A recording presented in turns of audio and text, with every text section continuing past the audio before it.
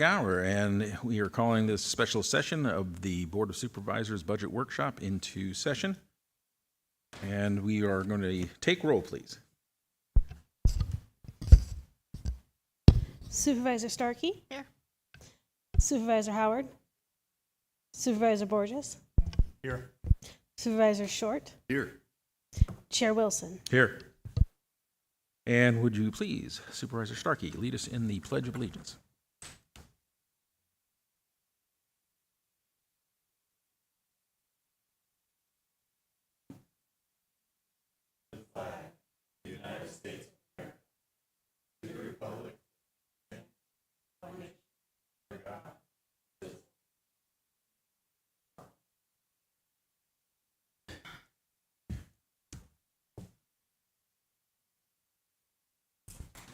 It is 1 o'clock hour, and our first department up is County Council, which please take some time, introduce yourself, explain what County Council does, and the number of personnel that you have, and if you're currently fully or partially staffed. Thank you.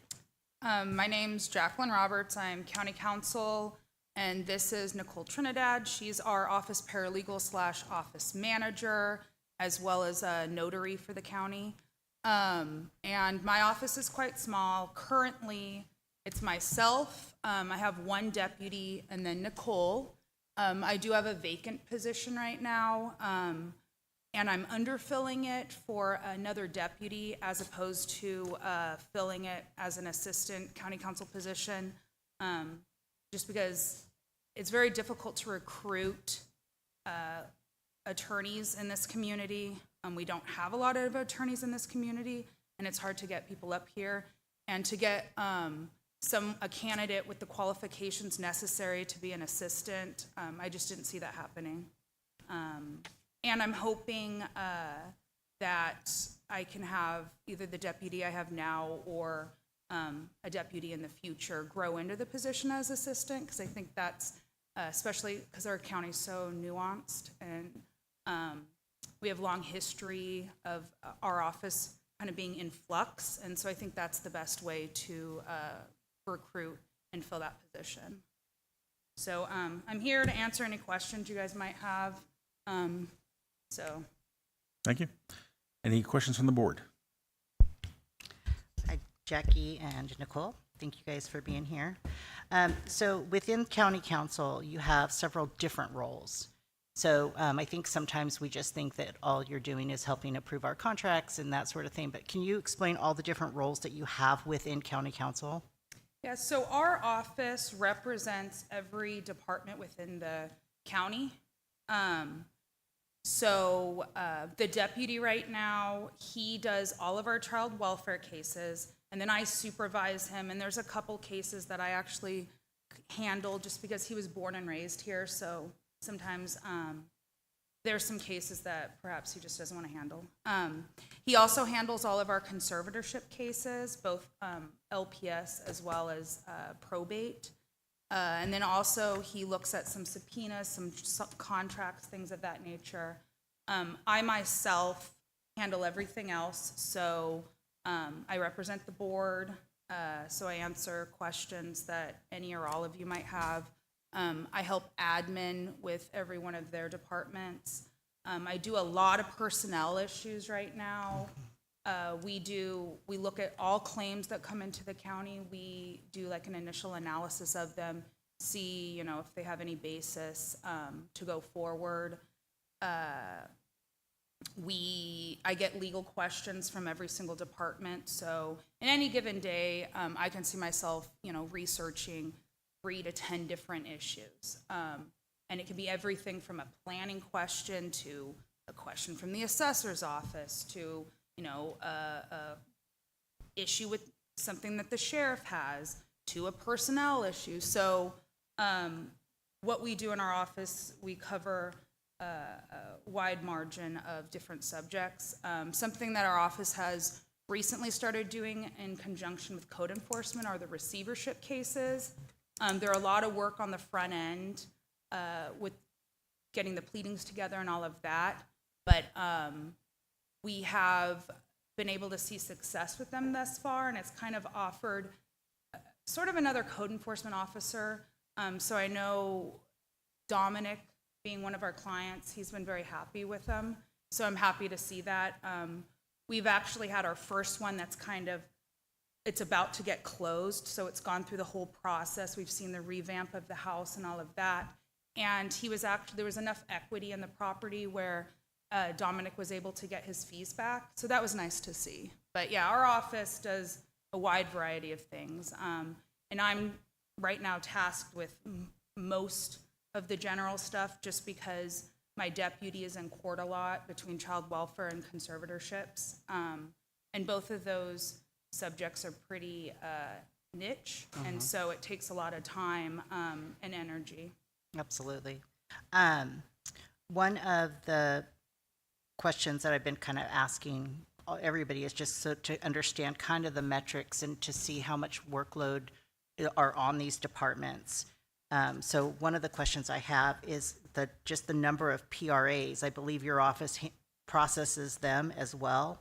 Yes. So last fiscal year, how many PRAs were processed? So we had 299 PRA requests come through our office between July 1st, 2023 and July 1st, 2024. And so the way the system works, it used to be PRAs would come to each department. They would usually send them to us sometimes to see if they needed to respond. Sometimes there were some departments that were just so overworked that they would just sit there for forever. So we got a system, implemented it through IT so that they all come in through the same portal, Next Request. Then Nicole actually handles them, the initial stages, looks at them. Sometimes we'll talk about them as an office to see whether or not are they really a PRA. Is there some exception that applies?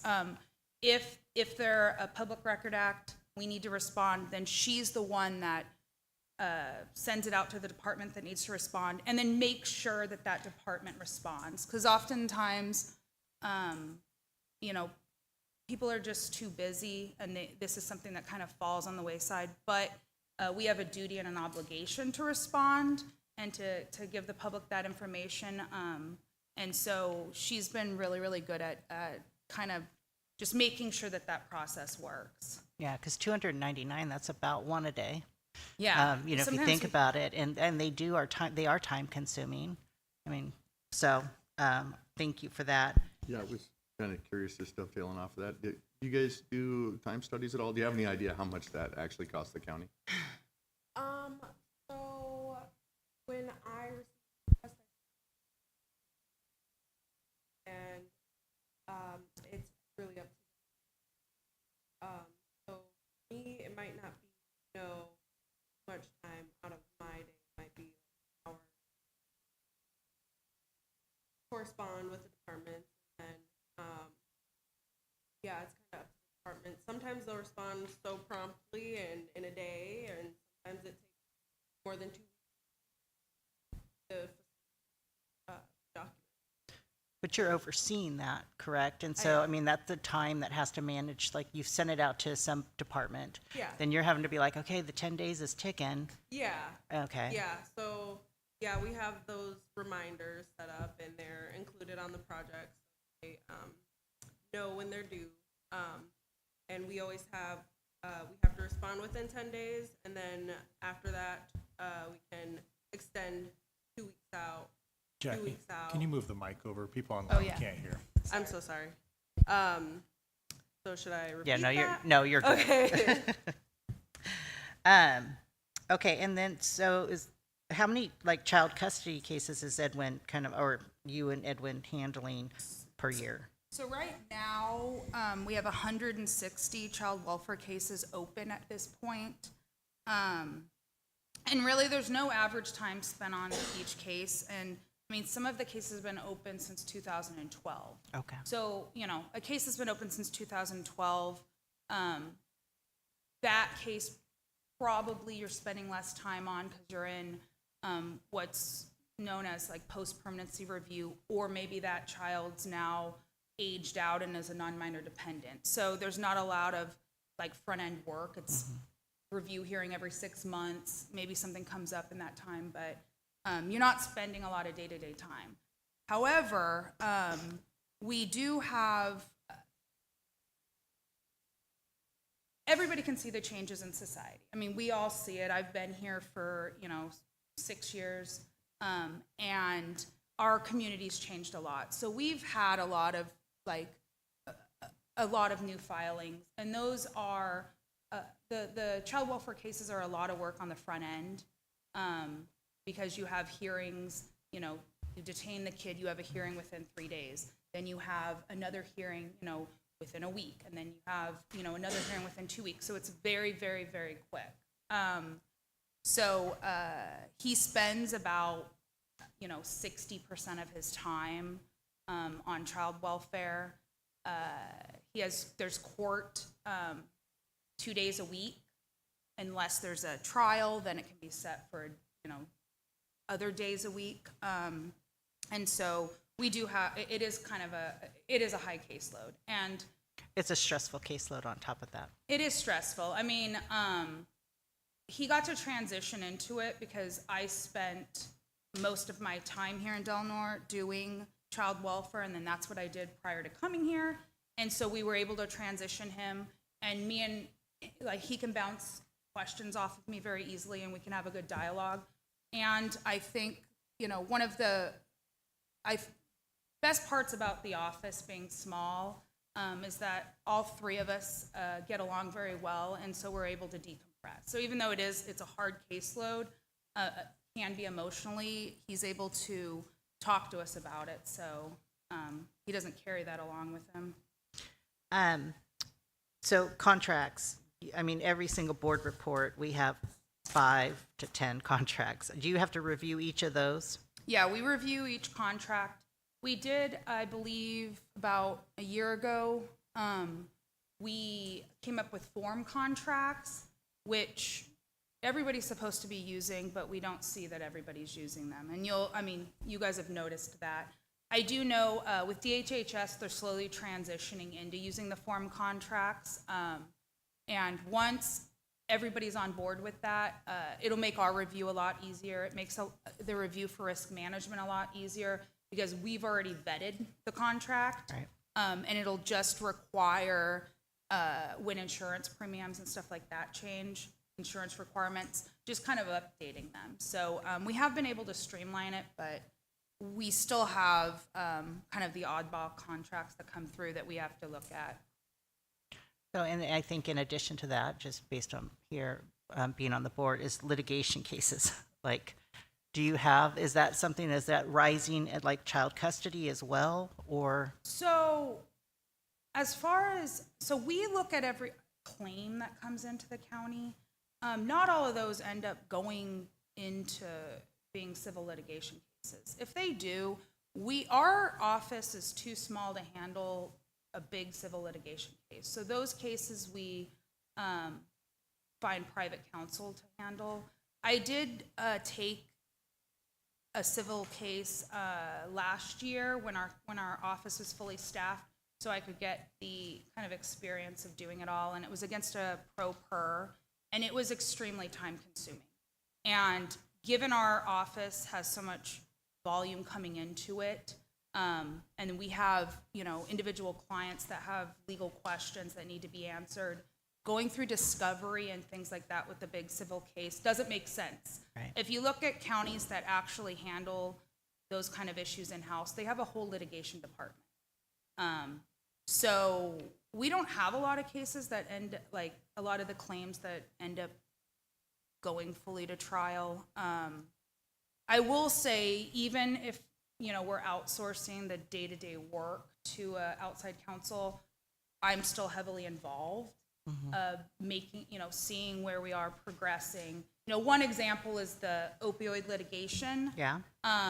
Even though we have outside counsel that represents us, I am on bi-weekly meetings talking about what's going on. Any filings that are prepared, I review. Any settlement, I review. All of that kind of stuff. So even if we're not handling day-to-day, we're still overseeing it. My last question I have is that your overall net cost is impressive this year. The actuals in 21-22 was negative 178, in 22-23 was negative 308. This year, you're only recommended, for the workshop purposes, negative 18, so negative 19,000. What do you attribute to your net cost being lower than normal? Or, I think that's the right word, Yeah. lower than normal. So our revenues are up quite significantly, or anticipated to be up quite significantly. One reason for that is the cost plan charges are up significantly, and that's because our office, under a different county council, stopped direct billing departments. So we direct bill DHHS, as well as roads, and also child support. And the reason that we direct bill them is their funding sources, aren't general fund, and when they get their money from the state and the federal government and grants and whatever, they factor into their county council legal advice, things of that nature. And so when we stopped direct billing, it all became cost plan. And because I'm not an expert on the cost plan. Good thing you have the auditor that's going to be coming up in a little bit. But you bill for you go back or whatever, so it's kind of making up for what happened before. That's one of the reasons. The other thing is DHHS. So the way that we come up with how much revenue we're going to have, we work with the departments that we direct bill and get what their projections are for us. So DHHS projects they're going to be coming to us a lot more this year for housing because, we have the legacy revamp, we have the RF grant going through that kind of stuff. They also know that they're going to be coming to us a lot more for mental health billing line because you have care court, you also have the 24-hour mobile crisis unit.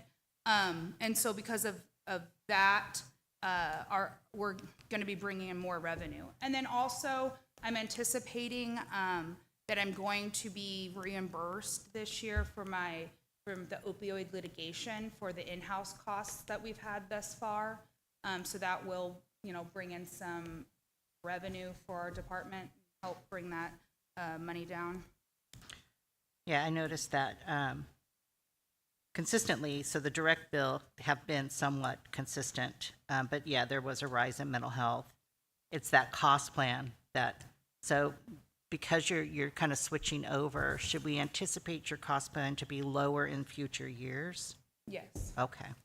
And that, I went back to direct billing because I was asked to. I don't know why we stopped direct billing. That Right. wasn't, I wasn't the manager. I didn't make that decision. But I was asked to go back to the direct billing just because when they make their budgets, they don't budget it through the cost plan. They budget it differently. Yeah, it makes sense. If it's available, it seems to me that a direct billing would make more sense than, services 2 years down the road. I always think about that guy that eats the hamburger on Tuesday, or eats it now and pays you on Tuesday. So that's how I feel like the cost plan is. So, all right, thank you so much, Jackie and Nicole, for being here. Any other questions from the board? I just had one, you answered all my questions except for the one about travel and training. Were you just anticipating a new hire? I was just kind of wondering why the high number was there. So we've always traditionally had a large travel and training budget, and that's because as attorneys, we're required to maintain legal education credits and report them to the state in order to maintain our license. And it's very technical as to where the credits come from. So you can have 12 and a half credits of just general legal stuff, but then, you have to have 2 hours of competence. You have to have an hour of technology. You have to have an hour of implicit bias education. And so we get those hours through conferences. It also allows because we have a small legal community here in the county, and nobody practices what we practice. So it does allow the attorneys and also the paralegal in the office to throw ideas off of other counties, see what other counties are doing, kind of make those connections that are very important. I'm anticipating that prices for everything have gone up. Like you said, with hiring a brand new attorney, which is most likely where I'm going to end up, that person's going to need training just to be able to kind of even understand what a county council office does, because nobody really knows. I could tell you when I was in law school, I didn't know anything about county council. So that's why I'm asking for the increase. And I do think it's extremely important for our office to travel and interact on a one-to-one with other attorneys that are practicing the same kind of law that we do. Additionally, risk management requires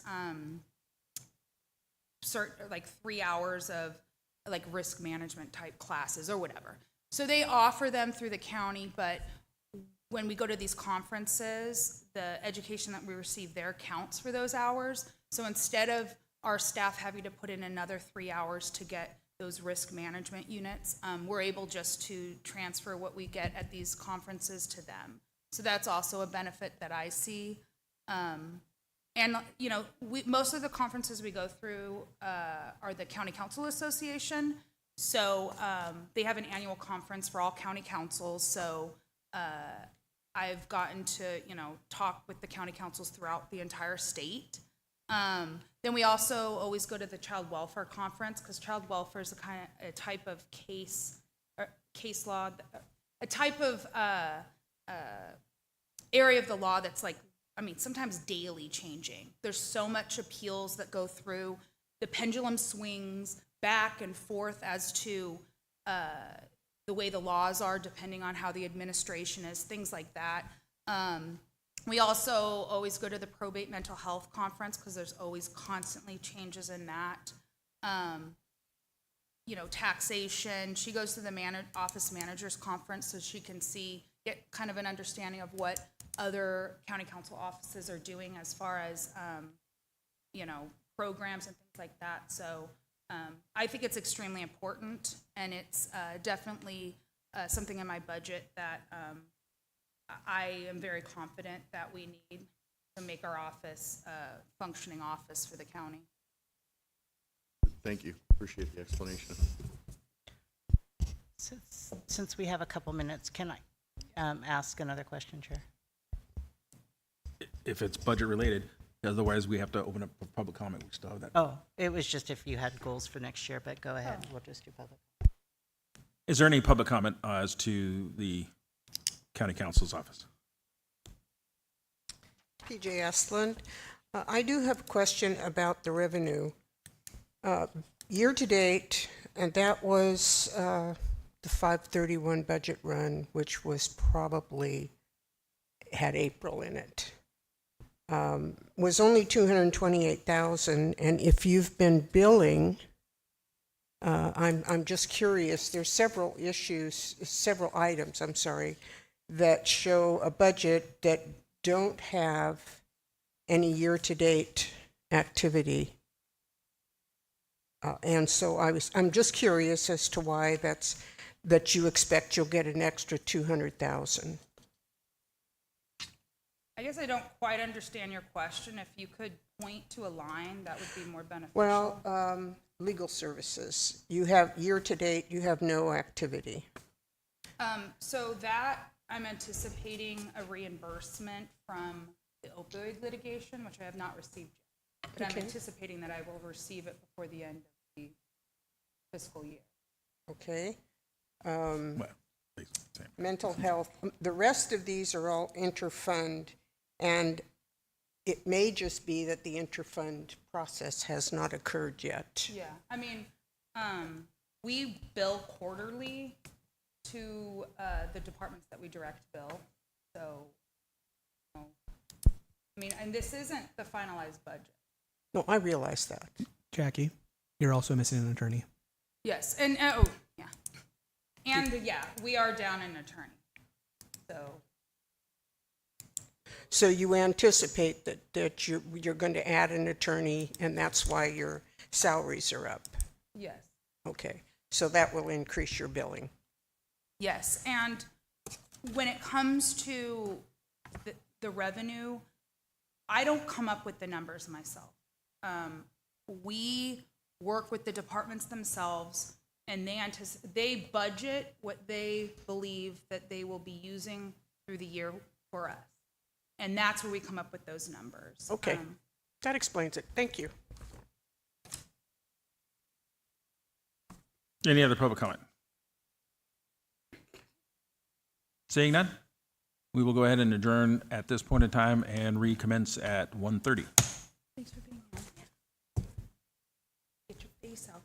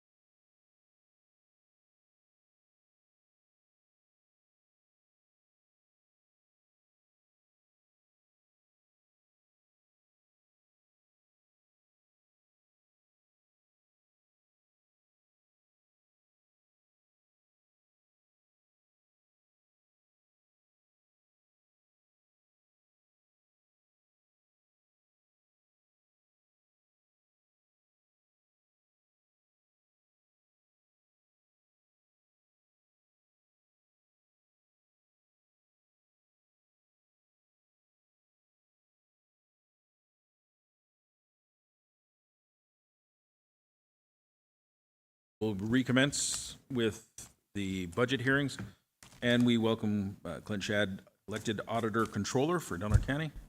And we will be going over his budget 122. If you could please briefly explain what it is the auditor controller office does and your staffing. Yeah, so I'll give a brief overview of my position, and just want to point out I have a couple different budget units today to talk about. One being my particular budget, then there's a 100 unit, which are miscellaneous revenue and expenses for general fund, 611, which is education and culture, 171, which is promotions, and then I think I might have 911 contingency. There's several that I work within and help assist set the budgets for. But we'll start with my quick intro, and then we'll get right into whatever the board wants to get into. So me personally, I'm a 21-year employee of Delaware County. I spent 8 years at the sheriff's office as their fiscal manager down there before running for office. I'm currently in my 4th term as the elected auditor controller for Delaware County. I have a great staff.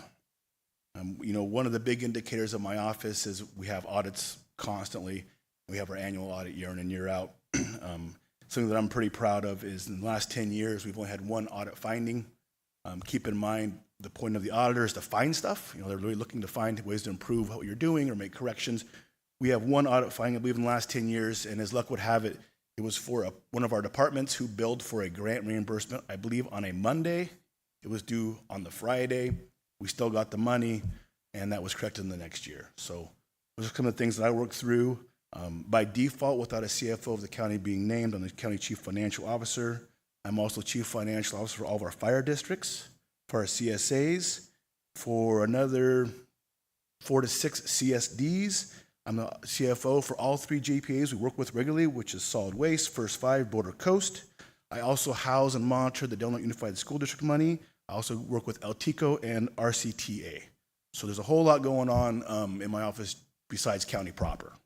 So as we go through the project here, we talk about things. I want you to keep that in mind, that it's kind of like, it expands beyond just what you consider the county, the DA's office, county council. So there's a whole bunch more going on there. Comes with the job. But that's me in a nutshell and what my office does. And when I say overseas, it's everything from payroll to paying claims to budgeting, journal entries, transfers. And I have some of those questions in more detail as we go through. So that is a quick overview. And do you want to get into my budget, my personal auditor controller budget first, or do you want to go into one of the other ones? Okay, 122. I have some questions from Supervisor Starkey as well as Supervisor Short, but whoever wants to start, I am ready. I just, Go ahead. it seems like every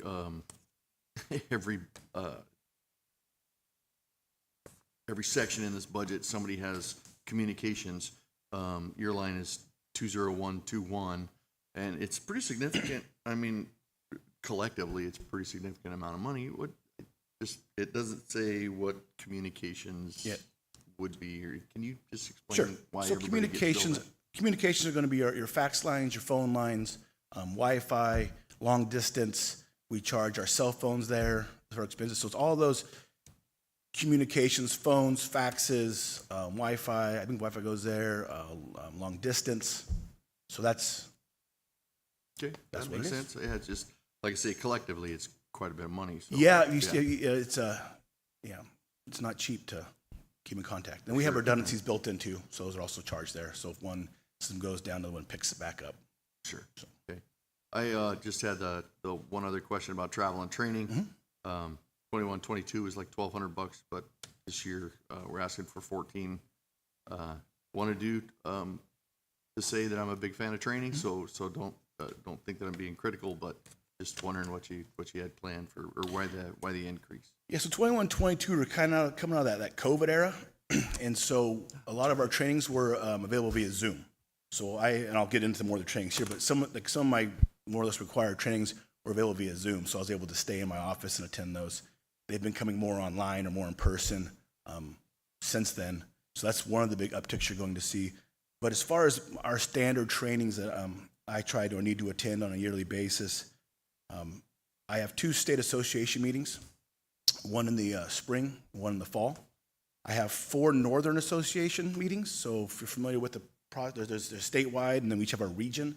So I have 4 regional meetings. However, we combine 2 of our regional meetings with our state meetings to save taxpayers money. So when I go to a state meeting, I'll attend the state conference for my association, and then we usually meet at the end for our Northern meeting. So I have 2 of the state meetings, 2 Northern meetings. We were the host last July of 23 here locally. I hosted it for our Northern auditors. They had a great time. We've already rebooked for July of 25 to come back up. So that's a positive for our community. People come up, ask questions, book the hotel room, spend their money, pay the TOT. Those are all good things to get in there. We also have my property tax manager attends property tax meetings 4 times a year. We do put in for scholarship on those, and depending on the year, how much we get, waived from the cost or reimbursed. So my number, I can't really bet on scholarships. So that number does reflect having to pay for those trainings in full. And then as my staff, like all of us are trying to get staff up and positions added and filled. And I do expect, and my desire is to send my payroll manager to some official payroll manager trainings, as well as my assistant auditor controller as the audit manager. But those are wants, and we have to make sure we take care of Delaware County first before we start going off on those kinds of trainings. And then this year I was pretty excited about it. It has not rolled out yet. They're offering a PERS forum training, and with all the things with PERS on the fund and liabilities, it's a good one to attend. That one is kind of hitting us in a tough spot right now, but I haven't been able to either confirm if I can make it or not. And that really comes back down to part of my other topic here we'll discuss is the ERP system and what that's entailing from all of our county employees. Yeah, thank you. Apologize for comparing it to 21, 22. Don't know why COVID. I just figured it was a left my test. brain. Appreciate it. Any other questions? This is going to be specific to your department, but I also am hoping that you can explain overall. You say that most departments, the auditor's office determines their payroll for the next year. Payroll's all over the map for when I do the assessment. Yours is increased, 18% from the actual, 13% from the 2022-2023 actual. Those are relatively, those make sense to me. Okay. There are some departments that are up, 35%. Is what formula, how do you determine what the payroll is going to be in departments, since that is, it sounds like you did every department but probation? So I can clarify. So what I do, I do not calculate payroll for Health Human Services, the Sheriff's Office, probation. I assist with solid waste and First Five, but I don't do theirs for them. I provide them the percentages of PERS and unfunded liabilities and health insurance and all those things, and they calculate their own. I do most of the general fund, and how the process is, I take every position allocated on the staffing chart. I go through, I fully fund it. The department will provide me with anticipated promotions or wage increases, like not wage adjustments, but promotions and step increases. I factor those into every single person that I do it for. I send it to the department head, they review for accuracy, and then we go from there. And there's always something to be corrected. Sure. You'll see big swings because sometimes during meetings, a department head may decide to unfund or freeze a position for a year. They may decide, like Jackie did with hers, hey, we got to bring this down because I don't see an assistant coming in. So those are the things that go into it. That one year you might see a little bit lower number, and the next year maybe they filled 3 positions. They think they can fill 2 more, and they want to keep those active. So a lot of those increases are going to be, I calculate the whole thing, but they can also be done by the department head making, management decisions on what they think is realistic or not. Okay. And so when you mentioned the Sheriff's Department and probation, they calculate out their own overtime requests too. Yes. Do you do that for the general fund departments? So we send out a form every year that talks about salary increase, step range increases, promotions. And in that form, there's a section for them to request part-time, temporary, and overtime. So whatever they give me, it goes right into that. And then if we discuss it during meetings, if need be. Okay. All right. Thank you. So you kind of talked about, you have, what did you say, 7 people in your staff? 9? I have 9. Well, 9. I have 9 positions. Okay. And so of all those service areas that you kind of touched upon, one is general accounting, I'm assuming. Is that what you guys call it? Yeah, we can call it that. Yeah. Okay. So how Everything else pile. by just a total number, I know you kind of mentioned all the sub funds and the funds, but how many funds are being managed there, and how many got sub it. funds? So I wasn't quite clear on the definition of subfund. I was assuming that your Departments? CSAs are sub funds. Oh, But okay. I don't know. Are they? I don't treat them as, no, we treat them as CSA standalone, but I included those in the number. So we have 246 different funds that I manage. We have 14,034 general ledger accounts that I manage, or my office manages. It's not me, it's my staff. They're incredible human beings. And last year we had to correct, post, unpost, fix from departments to 20,300 journal entries. Wow. 20,000 what? 300 journal? And these are all a little bit low, but I didn't want to paint a picture that was bigger than it needed to be. I think it's good for us to kind of just see this overall picture. Sometimes we just don't know what people do. So I'm sure. Those are huge numbers, and so I appreciate you providing them. And then the cost plan, since we're here, and Supervisor Wilson yesterday told me that, from his experience, that the cost plan, sometimes you get too much in the weeds of it, and it doesn't necessarily have that huge impact on budgets. Is that kind of correct? So, I mean, if something for 2 years ago is being charged today, the impact on the actual budget, is it significant, or how does the cost plan work? Right. So, I mean, depending on the size of the cost plan, it can be significant. I'll jump to a different budget unit real quick. Supervisor Shorter asked about 611, which was UC Extension. What's it called? Education and Culture. They have a huge cost plan compared to their budget. It's huge. And the question is, well, what's the deal? Well, that one in particular, that falls back to when building maintenance remodel their building for them, and they time study everything to that. So this is their catch up for that one. So that's probably an extreme example of where that cost plan is a much bigger part of their budget than other departments. But as far as how it works, I can give you a quick rundown if you don't mind. So kind of a generalized statement. The allocation of service departments cost calculated by a consultant who we've hired who specializes statewide in the implementation, the calculation of cost plans, and even then it's still audited annually by the SEO's office. As of right now, we're going through an SEO audit for this year's cost plan, finalizing it. We go through a consultant to do that, and what they do is they compile all of the service departments. So I kind of brought a little list here because I know this has been a topic for quite a while, and I was going to just give you a brief overview of what goes into that cost plan and where those numbers come from. So information technology, or IT, is one of our service departments. It says support services and programming time are allocated based on daily timesheet records kept by each employee in the department. So time studies. They time study, and then any IT personnel perform these duties unless specific to department, such as printing jobs, lump the time involved for these tasks under the title generic, and that time is allocated based on the number of computers per department. So IT has two allocation methodologies: time study. Anything outside your time study, it's based on your computers. How many computers? So it takes your time. Now we used to do this all in house, so I'm reading it, stumbling a little bit, but we used to do it in my office, so it's not foreign. It's not. I don't know what it is, but I wanted to make sure we get through that. My office has 6 different criteria on how we allocate costs. One of them is department costs related to departmental accounting services. These costs are allocated based on the number of transactions. So journal entries, claims, we track all those. That's one methodology we allocate our payables person through. Warrant processing, payables, costs allocated based on the number of warrants. We have payroll, we have warrants. We have department costs related to the preparation of the cost plan. That's been removed for the most part because we now outsource that to a private consultant. So as far as tracking those hours, that's now a flat lump sum every year that's built into our cost plan. I think it's $5,000, $4,000. And then departmental costs that relate to budget preparation. And so when we do, that's time study. When I do time studies, I put down what I'm doing for the budget, or my staff is doing budget. And then departmental costs to property tax are not in the cost plan, they're not allowable. And we talked about that yesterday with the treasurer and the assessor. We have an admin billing for those we do separately. Treasurer tax collector, for the cost plan purposes, the only allowable cost is warrant reconciliation, and the cost allocated based on employee time studies. So only part of the treasury is in the cost plan, and that's done by time study.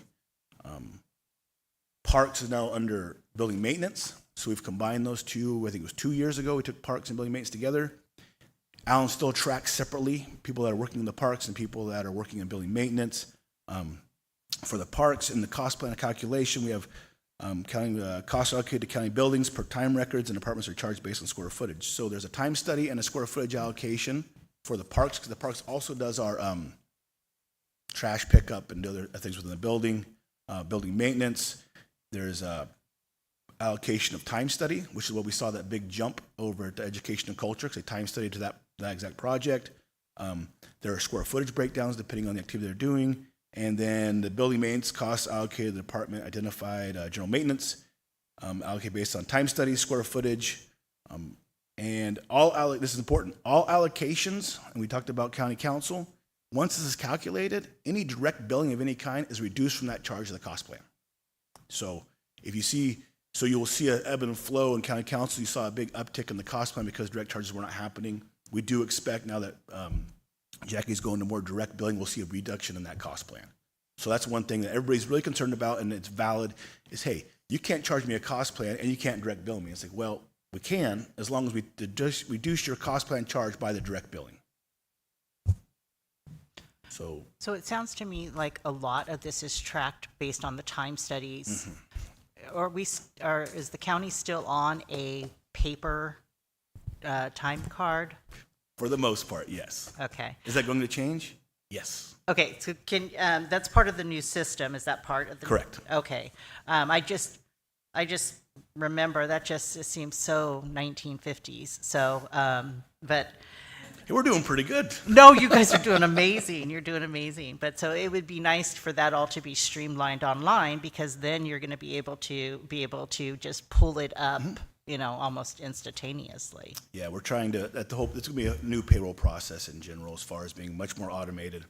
We don't know what the final product will look like yet, but like I said, I'm a big part fan. of the implementation, do you expect that to be within the 18 months as well, or should that be sooner? So according to the project managers, usually we do the payroll and HR module after the finance module. So that could be 18 months or a little bit after. Finance comes first, all the moving parts there, and then that would come in after the fact. I mean, perfect world, January of next year, but we're getting down, there's the perfect world and there's reality. So along the same kind of determination, that your unfunded, and I'm going to say your department, Sure. but I'd love an explanation in general, but your unfunded liability increased by 25 to 30,000. And most departments did. And I think that we have some sort of increase, I think, overall. Can you just explain how that's calculated and how that gets applied to the various departments? Yeah, so the unfunded liability is the PERS shortfall was created with the downturn in the market back in early mid-2000s. And then we have an annual payment year in and year out. And depending on the rate of return that PERS gets, it changes our annual payment. I mean, it's not overnight. It's like, oh, now you owe us this much. But it does factor into the 5-year payment as we go through the process. And PERS is its own animal, and they do things that are a little bit different. 1 year they had like a 19 or something crazy 20% rate of return. Some of our payment went up, but that's PERS for you. So every year we get a lump sum payment that's due, and it grows annually. So it could be, I think this year, maybe for the non-safety, it might have been 4.5 million, 4.8, I have to pull the exact number. How we allocate those is we allocate it throughout the county, and we allocate it through our partners that are part of our PERS contract, which currently is the airport, I think First 5, the courts, and solid waste. And they've all agreed that what we do to allocate the actual payment is we take the prior year actual payroll, and we prorate their portion of the total, and that's the percentage of the UAL they pay. Because our payroll drives our PERS, and it also drives our unfunded liability. So if you have a huge payroll, you're driving that PERS, and they're having this unfunded liability, we can say you're driving the unfunded liability. And that's how everybody's agreed to do that locally, and I've actually had a couple counties borrow that methodology. So break it down for me if you don't mind. So if we owe $1,000 in CalPERS, right? And they increase it by 4.5%. So now we owe, I don't even know what my first number was. Or whatever it is, yeah, 1,040, whatever it is, yeah. So then that all gets allocated based on, so if solid waste had a $10 budget and probation had a $10 budget, they get that share of that increase based on that $10 budget. So we take that new number, that total new number, Okay. and I add up I have all the spreadsheet with all of the payroll. And if probation is 10% of the total payroll, they get 10% of the payment. Okay. That makes sense. Is there anything that the board can do to advocate for CalPERS and unfunded liability? Is there anything that you know of statewide that is something that is being done to address this? You know, I don't know what we can do locally, to be honest with you. The big shift came back in 2011 when Pepper came on board, and that's when we started making that distinction between classic PERS employees and what they call Pepper or new hire employees. Couple big ticket changes there is, for example, I can retire at 55, so I'm a classic employee. New hires are at 62, which changes our rates quite a bit. Now, the downside is we don't have unfunded liability payments based on our new hires as well. They're not keeping up. And they also changed CalPERS also changed what they consider fully funded. Used to be 70% was fully funded. Now they want like 90 plus.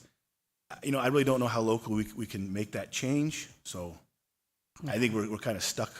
You know, in this case, we're the tail. We can't wag the dog too much. But if I can do anything, the board comes across in your meetings to help, I'm all ears. Okay. To that question, where we sit currently as our funded percentage? I can off the top of my head, I'm sorry. I think we're over 70%, 71, 69.5, 71. With the latest return in CalPERS, which is 9.3%, so they exceeded the 6.8 discount rate this year for first time in quite a while. We should be a little over 70%. I think prior to that we were 68.7 or something like that. Thank you. Which used to be considered fully funded. Used to be. Used to be fully funded, yeah. And back in too much of a history lesson, in the late 90s or late 90s, we actually had no CalPERS payment. They said enough money. We're still paying for that decision. Payment holiday. So you've won awards for your amazing audits. How many audits a year is the whole county as a whole subjected to? Is it just the one? So I made a quick note of some of the audits as one of the questions. I didn't want to, like I said, I can talk quite a bit.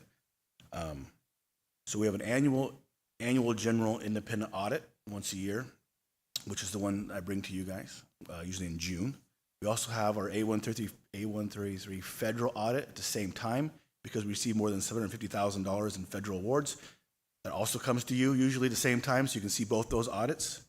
We have a cost plan audit annually, which I'm going through at this moment.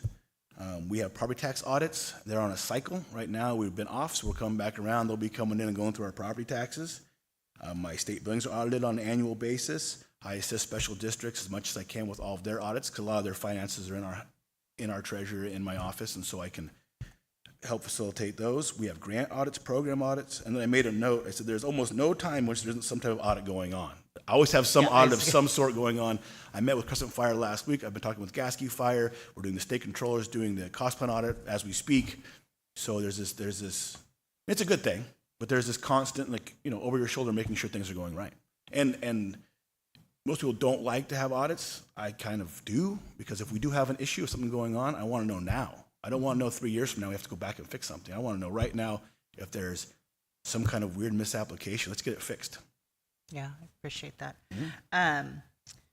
And so I had a question that escaped me, but you have everything that you need in the auditor's office as of right now to be able to do this tremendous amount of work that you're doing. So I've been working, I'm putting a plan together. The board approved, I guess you call it phase one. I did some restructuring. And that restructuring was based on the fact that all county, whether it's general fund or non-general fund, it all comes through my office, and ultimately I'm the one who gets tapped on the shoulder. So we made a small change there in my fiscal managers, fiscal officers, just because it's hard to oversee someone's work that you don't, if you're the same level or lower. So that was phase one of it. I actually am working on another position, another management level position. I'm trying to be very cognizant of cost and what's happening. And I met with Renell Brown, our Director of Health and Human Services, since they've got some big projects and big ticket items. They actually have funding that'll pay for the position. So I think if board approval come in September, I would like to take her up on that offer and get some more assistance. Also with that, I worked with one of our local agencies who's going through a remodel, and they have furniture. That's still pretty good shape. So I have some free office furniture coming if we get the position, so I can add that to it and try to reduce the Who cost. are you working with? The courts are going through a big remodel. Oh, So okay. and I went through them better than I have right now. So I'm trying to really be cognizant of everything. And then I plan at the September meeting, I know you, Supervisor Starkey, asked for a staffing chart. We'll have an updated staffing chart, and actually working through a process right now of identifying kind of every job task, every position. So you can see, what's actually being done and how we're allocating these tasks, and don't have, this people. Yeah, no, I mixed in. appreciated the staffing chart. You guys could have all just drawn it on a napkin. I didn't need fancy, but yours was very fancy, and I do appreciate So that's, that. you thank Mr. Sherrick Cron for that. Okay, He all jumped right. on that one quick for me. I was actually out of town. Props to Sherrick. Yeah. Yeah. That's all the questions I have. Any other questions on this particular? Nope. In that case, we'll move on to, what's your choice? Dealer's choice. Well, I'm going to throw two more numbers out at you because it was asked, and I kind of want to pat my staff on the back. As far as payables go, paying bills every year, we don't calculate how many come in. So sometimes, meaning if we get 7, 8, 9, 10 different claims for one vendor, we put it all together. But this accumulated number is, I have one AP person right now. We do 9,000 payables a year. I have one payroll person dedicated. We do about 10,000. We pay about 10,000 people a year between, every 2 weeks, our special districts, our fire, and everything. So I want to give them a bit of a pat on the back too. There's a lot of activity going on. And that's the same person that is entering in the time studies, so that A lot of it, yeah. Yeah, We okay. go through the recaps every 2 weeks. We make sure that's all right. The system does default at 80 hours pay, so it's nice we only go in there and make adjustments off of that. But yeah, for every employee that has anything different than regular 80 hours, there's an adjustment being made. Yeah, we're very appreciative of your staff. Thank you for shouting out. for And them. how many of these special districts pay for your services? We charge the library. So we charge the library, Border Coast, First Five, Solid Waste. First Five doesn't pay the full share. They have a discounted contracted rate. And then the fire districts do not pay. We do calculate their costs in the cost plan because I can't charge, say, Health Human Services, a fee or a cost that would be associated with the fire districts. So we do know what it costs, but we're not allowed to charge that. So Appreciate it. not many. One more, and I just would like for you to say this out loud, it's because the public's listening. You made a comparison in your office about the amount of money you're responsible for when you were first elected versus now. Can you? I did a comparison. I did a 20-year snapshot, which I kind of guess when I came into the county, and then now. It wasn't when I got into office. And I brought it with me because I might come up. So not counting our special districts and our JPAs, this last year I believe we had $211 million county budget. And then we had, 20 years ago, it was $54,700,000. Yeah. Total. So, and to give you an idea of how our special districts and JPAs have grown, I pulled solid waste because they were pretty easy to get to. And I'm not bad-mouthing solid waste. But in 0304, they had a $1.2 million budget, and they just did a $4.5 million budget last year. Everything's growing. I wouldn't be shocked if we have $250+ million I'm looking through with all the different things going on. The school district, they've gotten a lot of stuff going on there, and they're taking up, they don't pay either, by the way, and that's codified. And I talked to my main contact there, and it used to be pretty light, but she told me this day, I said I want to double check. She says some days it's my entire day is school district, but some days it's nothing. So she says I've probably been an average up to 2 hours every single day making changes for the district. So which is new. That's a newer, drawn out process. Thank you. I just thought the public probably should be aware of that. Thank you. Which fund would you like to tax? I'm ready for all. Hit me. Let's do it at miscellaneous revenue. Not that one. Yeah. That's the next biggest one I got in my hand, so. All right. I think I'm ready. I got my notes. Okay.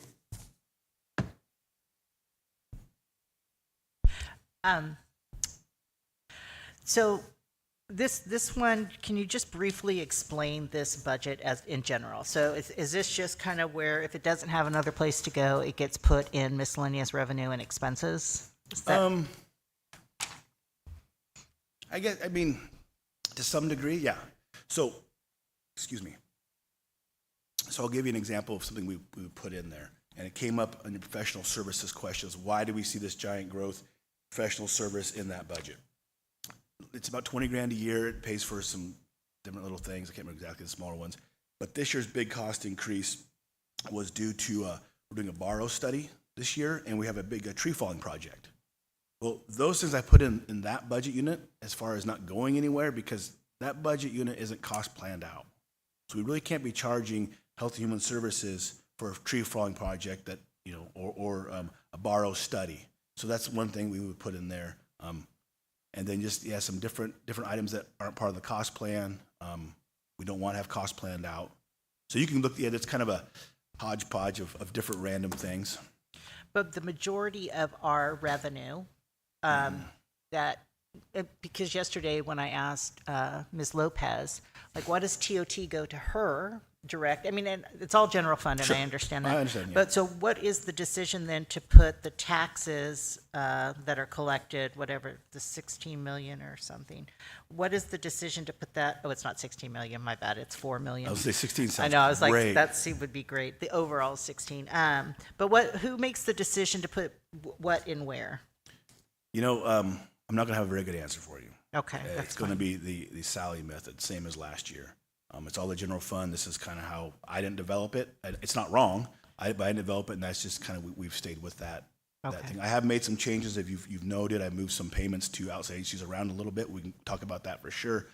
But why is the TOT the treasurer's budget, and why do we have property tax in 10100? I don't know. I don't know if Mr. Lopez can answer that. No, I don't think it probably matters. It's just with the new system that we have going on, was this something that will correct for the new system or? I do plan on going through the line by line and finding and just working with the department heads and cleaning these things up. And that could be definitely a change. You know, like Barbara said, she doesn't consider that her money. No, for sure. Yeah. But I got to figure out and of course I'll talk to my counterparts and see if there's a reason that I haven't come across yet as why things are certain places. It's possible when they developed the TOT to begin with, that's something that was just in some sort of policy. Right. Yeah, that's all I can speak to is kind of maybe what the intent would have been because the TOT needs to be administered a little bit more heavily than these taxes do. A lot of these taxes go through several offices, like the assessor's office, to Clint's office, to the treasurer's office to be collected, and so the TOT is actually administered through the treasurer tax collector's office. Thank you. So, and you did talk, you already touched upon it, but you moved around LAFCO and I think the Historical Society and Border Coast. You Yep, moved that I did. from miscellaneous revenue to, I believe, the contributions Yeah, one. 100, 171. Yeah, I did do that. And the reason for that was just it made more sense. So so the reason why I did that is I am taking all these contributions to outside agencies that aren't specific to that department, and I'm putting them in one location. And since that department was already being used for that purpose, I put them there. And I wrote, I'm attempting to gather all of our general contributions in one location so the Board of Supervisors and public will have an easier time locating these types of expenses. Well, that's the plan there. You'll see on 611, it still has farm advisor in that one, but they work closely with the farm advisory. So that stays with that budget unit. The Border Coast historical thing, that's more of a contribution. We don't have departments tied to them directly, so that's why that's going to be moved or was moved to that other budget unit. Okay. Yeah, I was just curious is all. The line 30524, the average for the actual 2 years 2 years prior was 95,000. And we've increased it to 150K. Can you explain the reason for the increase? Yes. So I believe budget year to year is 150. You are correct that the actual is much lower. I wrote it down here. I can tell you what it is. So it has to do with the courthouse joint Okay. occupancy agreement. I believe that's 30524. Yes. We have to pay a certain amount to be in the building. So we have an MOE payment, which is like more or less, we have to pay a certain amount to the state for the courthouse, whether we are in the building or not. So that's one line item, maintenance of effort. Then our JOA, our joint occupancy agreement, is the one you're referring to, that we get charged for prior year calculations of insurance, any kind of cost sharing of utilities because it's split 60-40. So for example, if the DA's office pays their power bill, but that whole lobby in the middle, that gets shared. So then that would be brought into those, we get paid for that. And then we also have a cost sharing of any work done to the building, which is, I know is unique because usually when you're a renter, you don't pay for the new roof, but we have to. So there are certain criteria where they have to have prior approval for projects, which the CAO can sign off on. They also have in the contract classifications called E1 emergencies, and those we get no say in. It's an E1 emergency, we get a bill. So the extra $50,000 we place there is anticipatory of those coming along, so we have the money ready and available. And if we don't spend it, it goes back to that, big fund balance, and it comes back out again the next year. So that's why you're going to see 150 budgeted, but the actual cost is low. We haven't had any E1 emergencies in a while.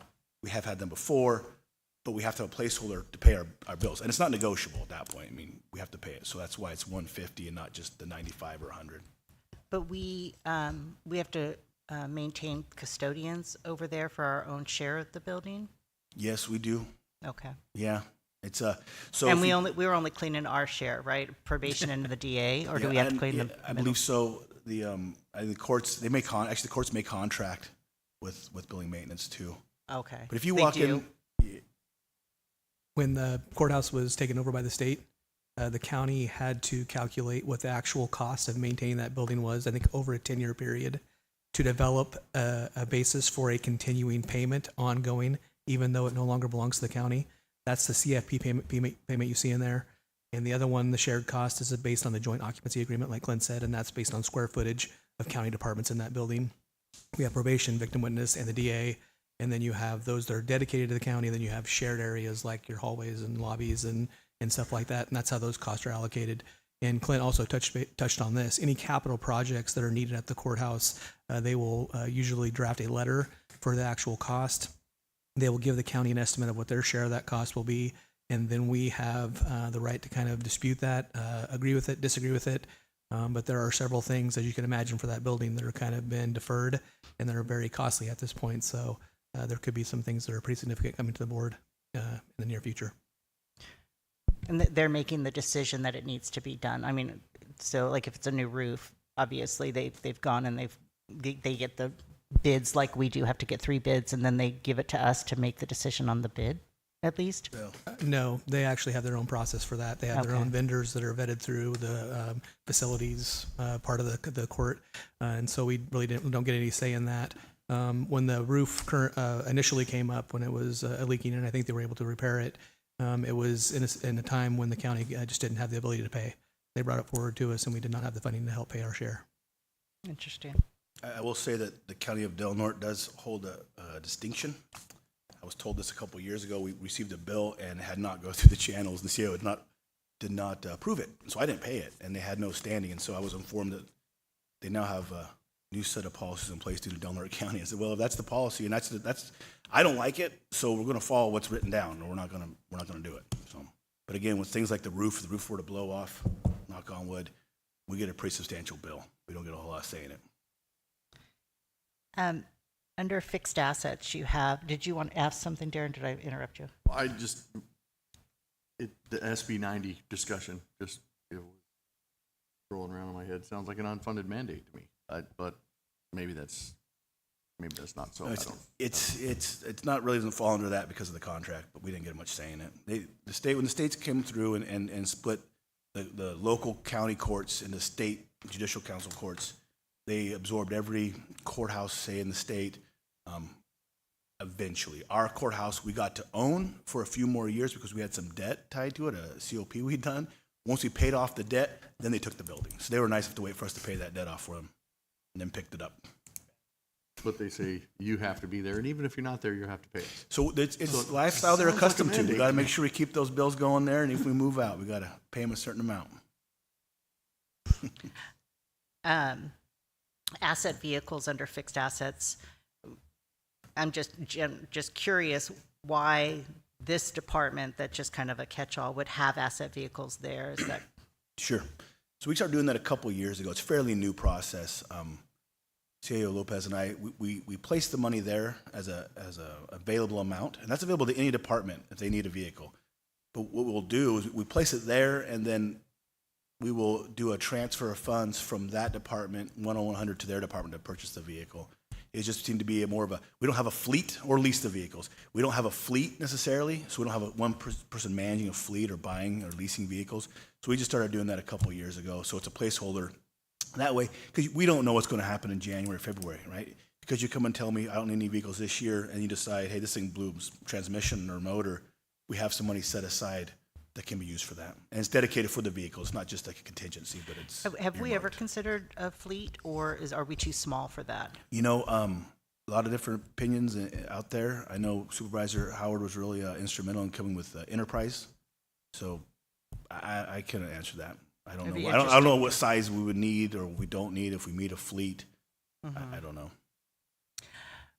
Line the 40622 for the ERP system. Mm-hmm. I know that we had put aside 1.5 million, and then we had the payment plan, or we paid half, and then.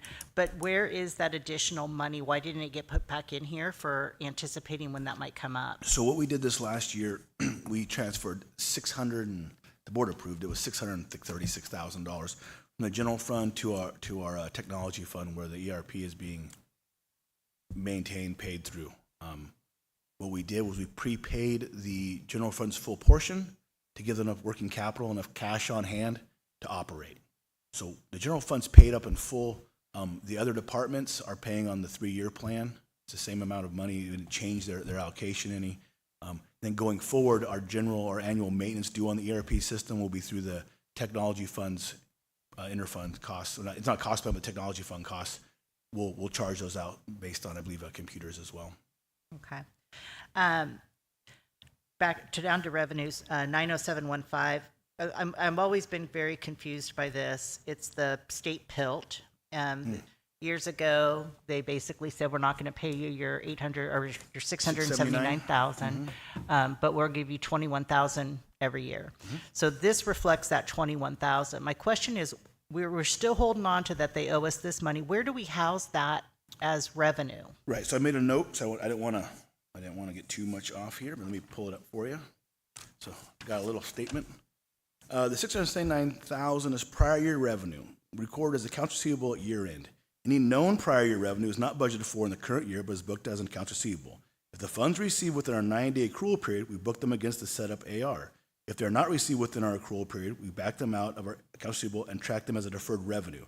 Any prior year funds that are received after our 90-day accrual period will be deposited into a prior year line. Now, with all that being said, we book the 679 as a legal obligation the state owes us. They don't pay us, we back it out of the budget line, we put it in deferred revenue, we hold it there for the remaining 9 months. If they pay, it'll go into the same line item right below it. You'll see when it says prior year, that's where you'd see it when it actually hits the bank. Doesn't show up, we book it again.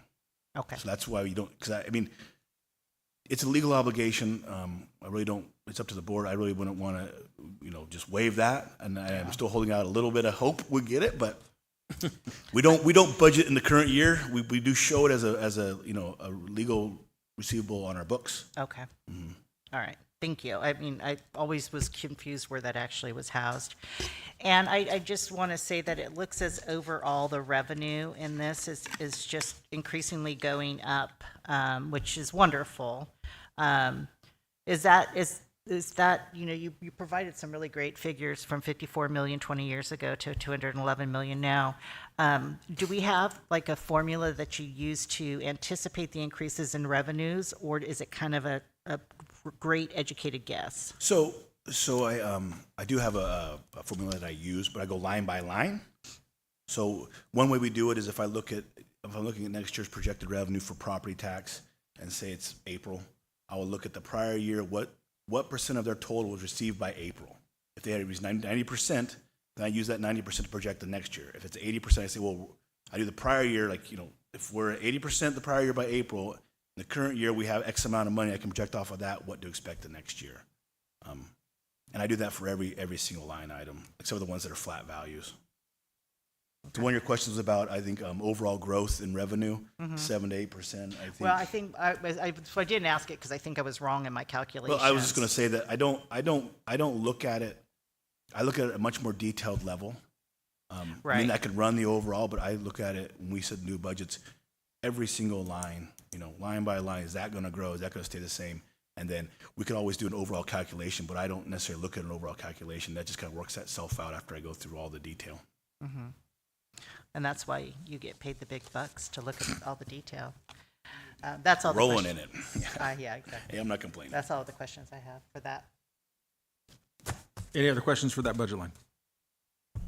Let's look at advertising and promotion.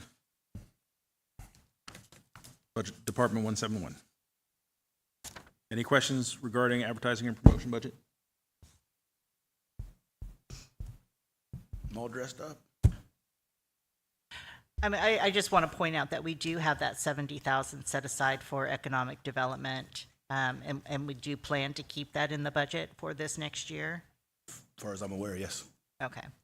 Because I think that, whatever comes of that economic development position or however it's developed, I want to have, would that be able to put toward that if it was an employee type thing? Sure. Whatever Okay. that money is general fund dollars that's set aside at the board. I mean, the board's discretion. The board wants to put 70 in there. If they want to do a different number, they want to move it, we can make that happen.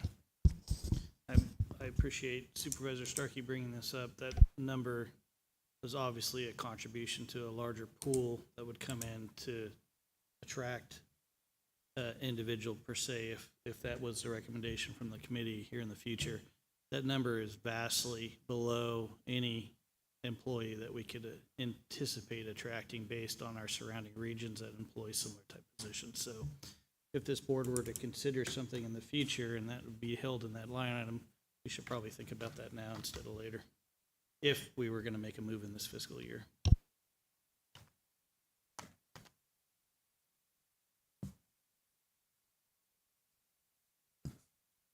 Any other questions for this line item, for this budget? Let's go to the 911 contingency. Any questions regarding the contingency budget? I think I just generally want to know, I feel like contingency might have backfired on us a little bit last year. So what types of things can we anticipate to not have something like that happen again? Like, should we have a contingency fund? One of the questions I'm going to ask Mr. Lopez is about reserves, right? Should we be developing a reserve fund? Could contingency be somewhat like a reserve fund where it's restricted a bit? So you're gonna have we do have, I think it's in that budget unit, or will be. It's $100,000 a year we put in there, and that does go to reserve if it's available. The contingency fund, from my understanding, is this last year it sounds like with the fires and things we had a bit of a pushback because we had some contingency money sitting there. That all got worked out. One of the questions, the 100 budget unit, was the $492,000 or $472,000 CDA money. That's actually fire reimbursement. So we did get that. Well, I didn't. It was C.A. Lopez and the OES office worked through that process. Probably all of administration to some degree. So with that's just, so that contingency is usually when things come out and we balance the budget, if we have any kind of available funds. And some years it's going to be more than others depending on, staffing rates, different factors, all kinds of things that come up. Staffing rates or benefit rates, or maybe we have a big project plan and it gets squashed. So we put the money there so it's available, show the public it's available, right? Because the public needs to know exactly where their money's at. But it's also contingent so the board can move that money around with enough votes. We can house money in different places as long as it's open to the public. But it's kind of like, depending on the strategic plan, depending on the direction of the board, we can put the money in the contingency plan. We could maybe put it in a different budget unit. If we go down the road of formally reserving those funds, that locks it up, and it would take a 4/5 vote to get it out. So that could always be done, but you do have a little more of a, when it's officially reserved, there's a bigger safeguard in place, which is not wrong, just so the board knows. Now it takes 4 of you to unlock those, and if 3 of you want it and 2 of you don't, it's just kind of cuts things down. But shouldn't we have do we have any reserve currently? Does Del Norte County have a reserve budget? So we have a very small one currently. We have $300,000 in the general fund. Some of our non-general fund departments, I think 533, one of our big health human services, they have quite a large reserve. So there are some monies out there. But again, so we could talk about the road fund. They have a chunk of pretty good fund balance. That could be reserved, potentially reserved, but it'd have to be reserved for the projects. It'd have to be reserved in the roads department. Yes, and that'd Okay. be for projects. So it's, yeah, so we do have a small reserve right now. So what happens when, something we need to have, a month's worth of funding? Mm-hmm. We just don't have that available? We have cash balance available, Okay. which is separate. So we What's have- our cash balance? Oh, I just ran July 24. In the general fund, we have about just shy of $3 million. 3 million? Yeah, but that could have changed drastically. I mean, that could have changed significantly from July till now. I mean, people making payments, paying bills, different money coming in. That means it could go up or it could go down. Yeah, right. Okay. And we'll see, when we go through the process and do our property taxes, make our property tax payments, you'll see, our cash goes up and then it'll work its way down, but then goes back up again.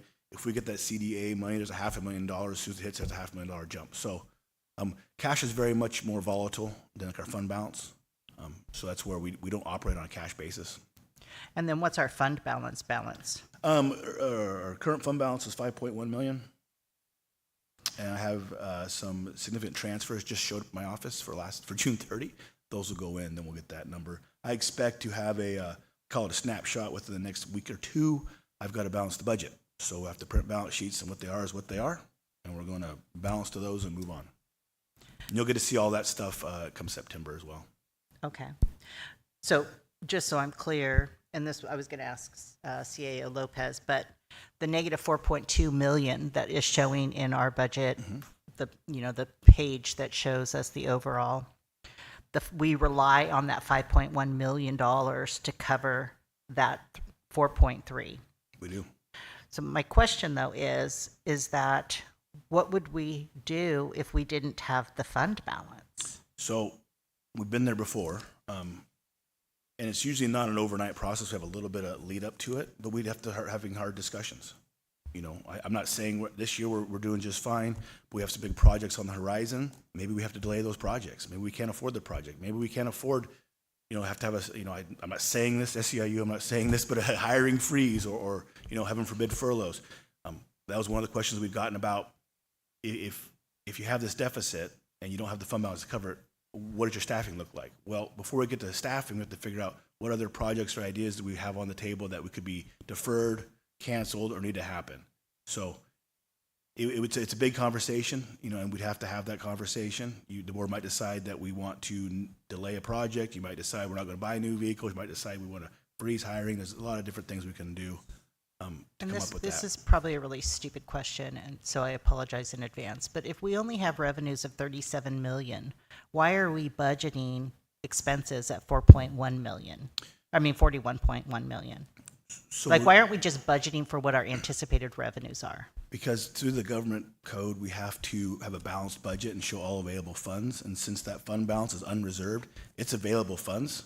And so we have to show the public that not only do we have this year's ins and outs, but there's also this fund balance. And so to balance that money, it has to close out the fund balance and net zero. Then we're fully budgeted. If we were to reserve those funds in a prudent reserve, then that would be a different case. It locks those up differently. But when that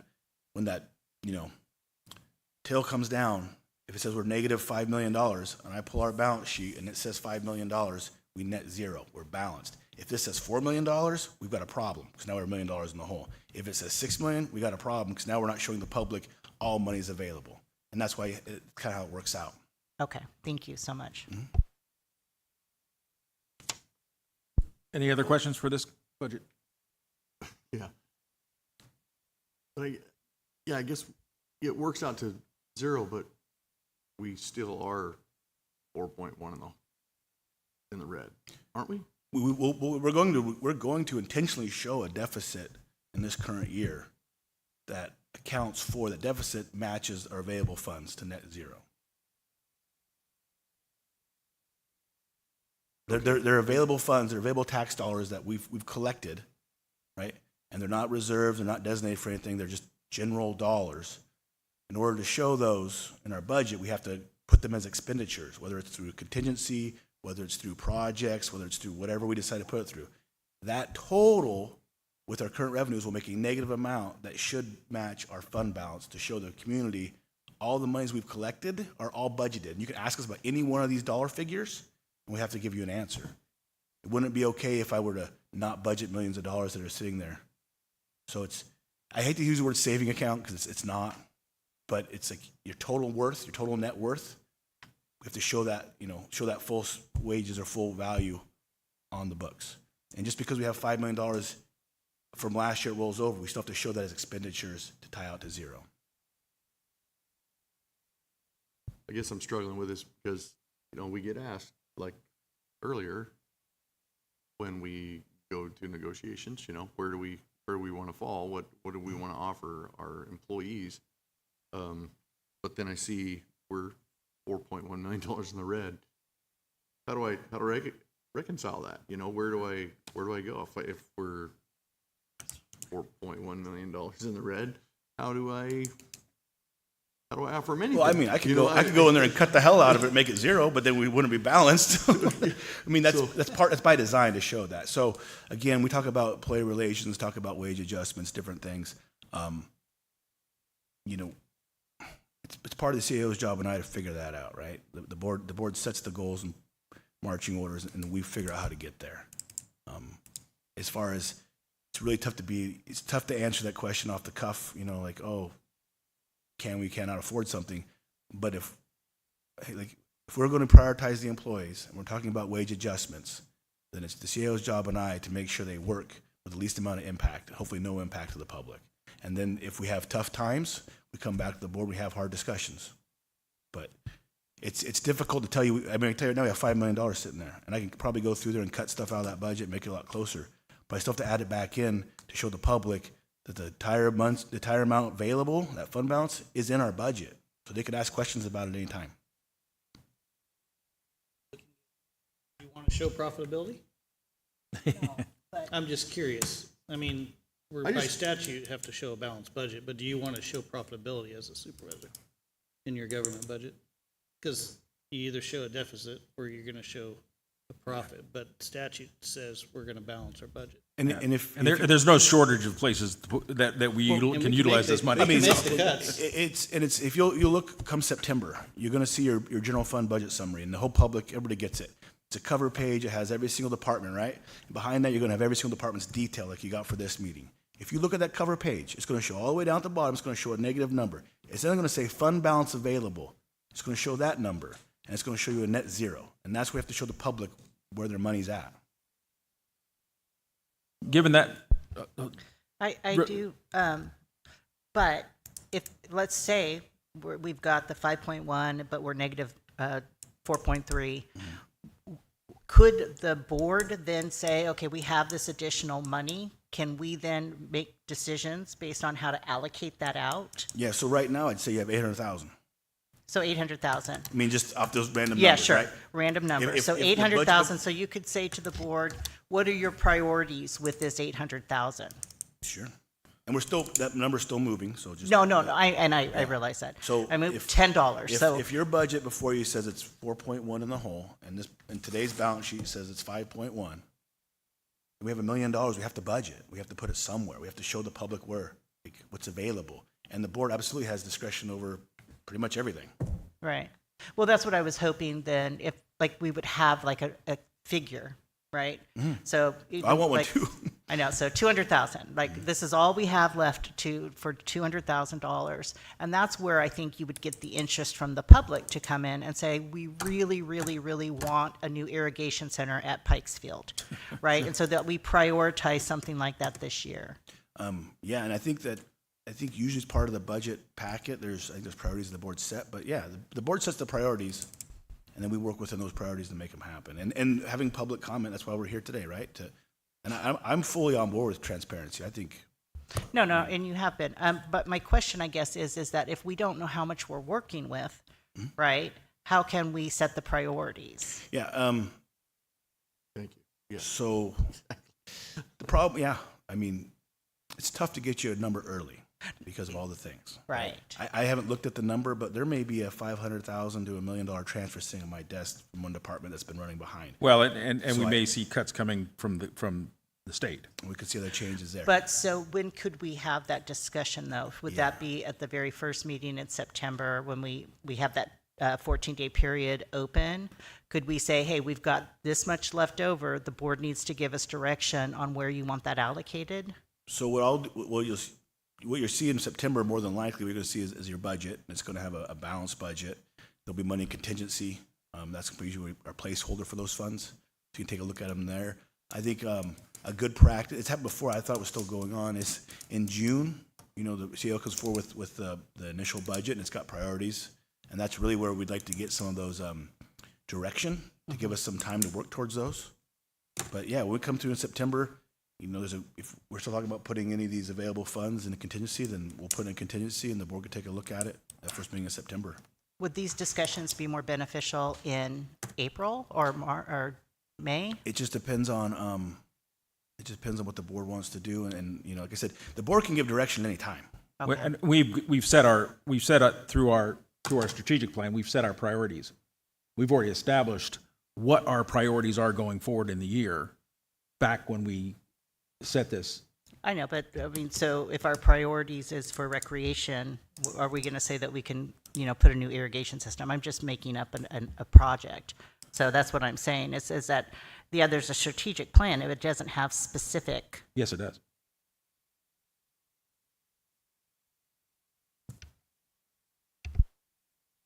It has very specific goals and objectives, especially when we've outlined where our priorities were, especially when we were talking about the sheriff's office and the jail management, and when we looked at both the roads department and others. So we have established already through the strategic plan and the discussions that we would have as to where we would, put this dollar should line up with what we've established as our priorities. And those things change, right? I mean, we just did the new building Oh, for absolutely. search and rescue and for boating safety. I mean, things change. Emergencies happen. But the big red number that Darren's pointing out, if that big number is made up of what again? The 5.1. That's made up of a lot of that salary savings. I think Darren, Supervisor Short, and I sat down and went through one of them last year's. It was 2.5 million of that was salary savings, so that wouldn't be available if we had fully staffed, which is what our plan is, and which is why we always budget fully staffed. That's the goal, to have everybody employed, every position filled. It's made up of salary savings, majority of that. And then sometimes we do have unanticipated revenue that comes in that we didn't know is going to be there. Or, hey, maybe I thought we were going to get $4.3 million in tax, and then say it's 4.4. Well, there's 100,000 that we weren't counting on. That could be available in that as well. Not to say that we would do this, but if the board were to sit up here during these discussions and be very uncomfortable with that number, we could basically just freeze the filling of all those positions in a given fiscal year. And I don't know to some degree, I don't know if that takes employee or not. negotiations. Yeah, I'm or not sure. Right. Yeah. But I mean, that's the way we could adjust Yeah. or play with that number significantly. Yeah, so if we start, like I said, we start getting into tougher times, which I think we can anticipate, right? There's always ebbs and flows. We should. And that's when we start looking at individual things and what's the board want to keep active or not active. Do you keep the project moving forward? Do you keep a water system moving forward? Do you keep, yeah. So and that should be, the CAO and I would bring those forward and give them to you, like, here's what's going on. Here's where the money's being spent. Here are things that maybe you could, defer or freeze, and then we go from there.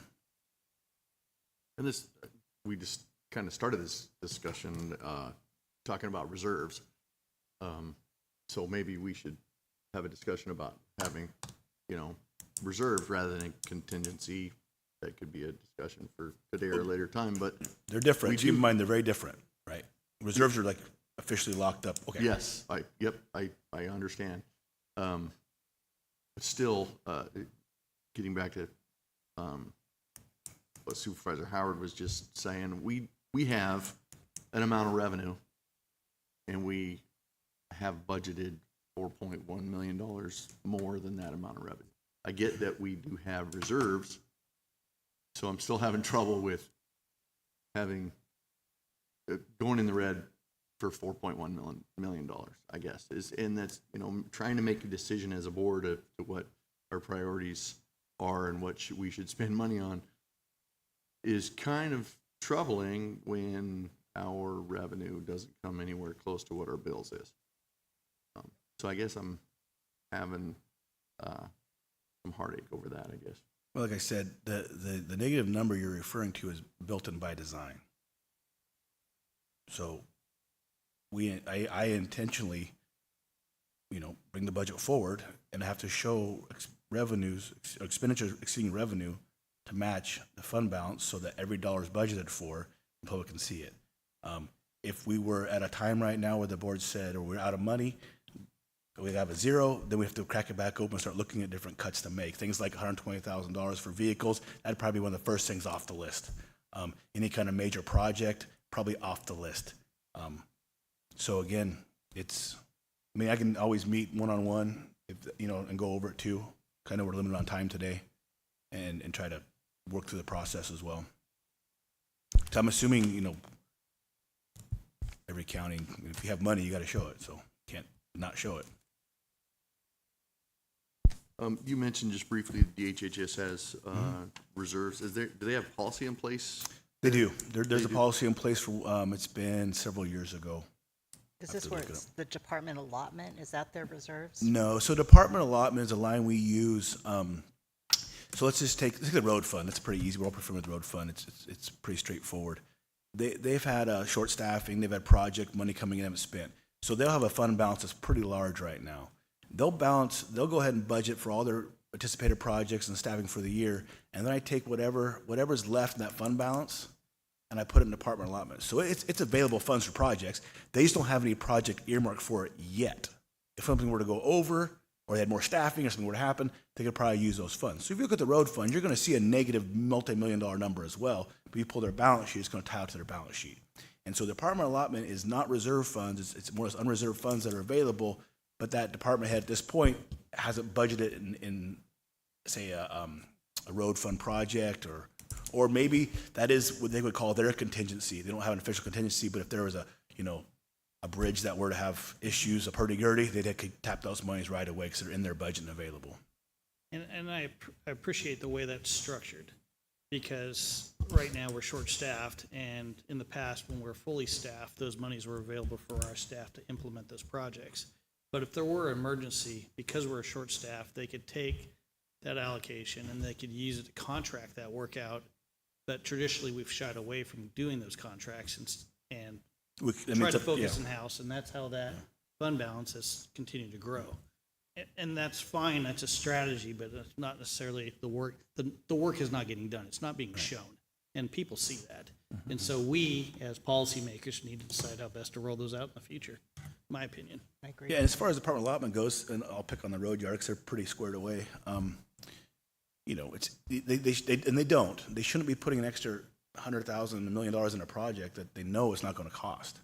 That would be misleading. So they don't put it there. They put it in that department allotment so the public and the board knows these are available funds they have for emergencies or projects. So you don't want to over budget a line item because you don't want to mislead anybody. It's like you wouldn't increase or reduce your revenue inappropriately. What you put forward should be your best, most accurate projection of what's going to happen. I mean, getting back to where I was going with my sarcastic comments back to Supervisor Short, and I mean, we can make some very tough decisions if we wanted to in getting rid of that red number, right? We could eliminate positions, which makes up the majority of that giant red number. That would have to be a process that we take on, but again, if we look at our strategic plan and what we're all about, we're a government and we're a service agency, and we're here to provide a service to the people. We have to show, and our department heads give us through policy annually, what they believe they need in order to provide good service to this community. I mean, we could question that and we could push back, and someday we might have to, like we did back in 9 and 10. But at this point in time, I don't see any other choice other than to budget the way we have been. That's just my opinion. We have exceeded our time frame, but I do want to open it up for public comment.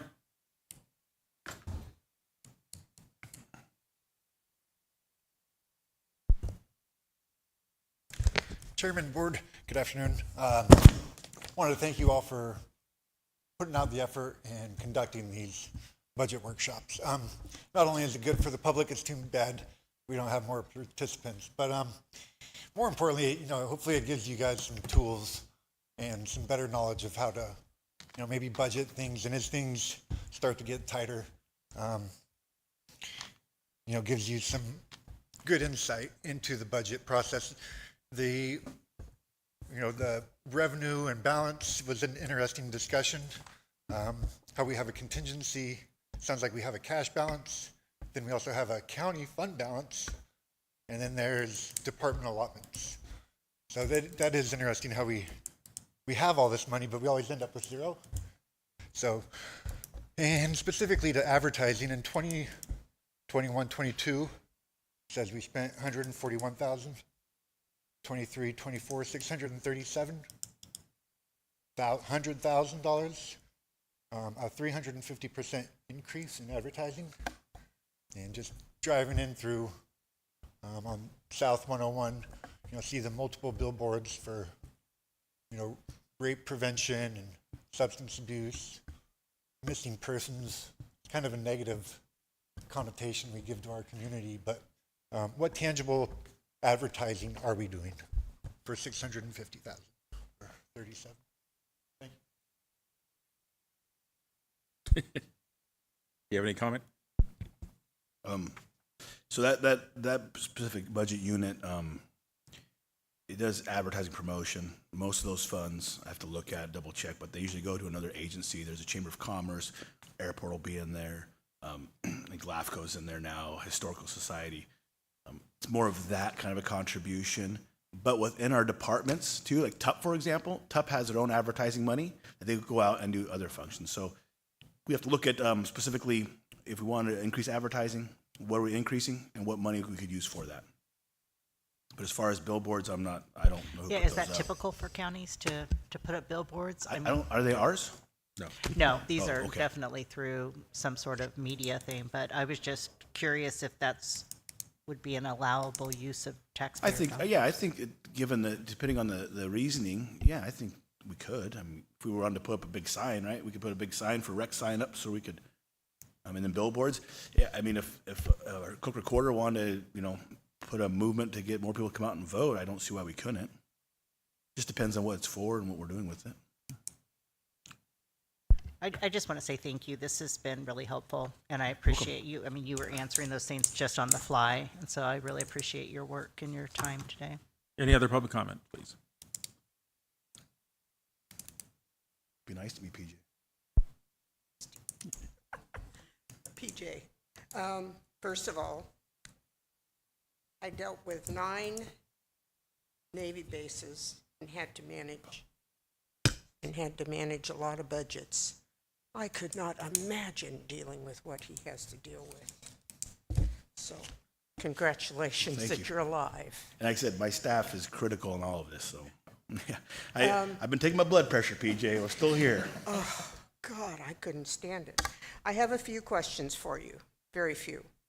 The yield tax is a 48% increase, and I just wondered why that was. So our yield tax comes off our timber sales, timber harvest, actually not timber sales, timber harvest. And depending on the information we get and project off of our local logging agencies, Stimson, if they move their operations into Del Norte County, and they harvest, throughout their lands, when they move into Del Norte County, more harvest taking place, we'll see an increase in that yield tax. When they move out of the county, we see a decrease. Back in the early 80s, we had like $1 million or more in that line. And I want to say when I've been in office, so 2010, 11, it almost went to zero. So that's really based upon, the timber industry and if they're harvesting trees that reside in Del Norte County. Okay. These are dumb questions, so I'll save them. I think that might have been it for here. I had some for advertising. Under the contributions to Border Coast, for the last 2 periods and for the year to date, it's been $272,000, but you budgeted $349,000. I just wondered why that increase. We increased for the runway project, I believe was the answer. I beg your The runway pardon? project, we have to contribute for an extra contribution for the runway project was $80,000. 70, yeah. So that's why the increase is there. That should be, if that happens, you know, we're hoping to see that increase being a one time or 1 year, because it should be taken care of by next year. And basically the same question for LAFCO. It was 40K for 22, 23, and 38 for year-to-date, and you budgeted 47. So we get that number from LAFCO. LAFCO goes through their own expenses, revenues, and then the whatever's needed, they split it 50-50 between the city and the county. Okay. That's it for me. I am going to want to meet to you about fund balances and designated fund balances. Yep. Thank you. No problem. And just backing off that public comment, I'm glad somebody asked about yield tax, because as a resource-based community, those numbers used to be substantially larger here. And having it dwindle down to what it was in 10, as you mentioned, it's coming back up, but it'll never be what it was. Those are the kind of impacts I like seeing on paper, because those are the kind of impacts you want to be able to take to the feds to say, hey, you're going to have these rural economies that were natural resource based, whether it was fishing, whether it was timber. These are the impacts you have with policy-based decisions. Absolutely. And this is a true impact, because those did hit our bottom line, and those kind of revenues could cover these services that we try to provide here as a county. So Right. just And that's, you know, that's a great indicator. Our PILT money and lack Yep. thereof is a great indicator of what they owe. Exactly. We got our payment in lieu of taxes, which the federal government pays us a couple dollars per acre they own. I would love to pay those property taxes. So there's a lot of things going on in our community that, you know, if you don't know to ask or you don't see it, then you don't know. aviation fuel tax. Yeah. It's a federal pass-through. It never hits us. It stops at the state, never gets to the county. And yet we've been fighting for it as long as I could remember. They always get their cut. Yeah, well, they need to pass it through, and the feds need to hold them accountable. Appreciate your time, All right. and thank you so much for showing up. We will now take on the county administration budgets. You want to take a 5-minute? We will take a 5-minute break, and then we will resume at 2:50 for county administration budget.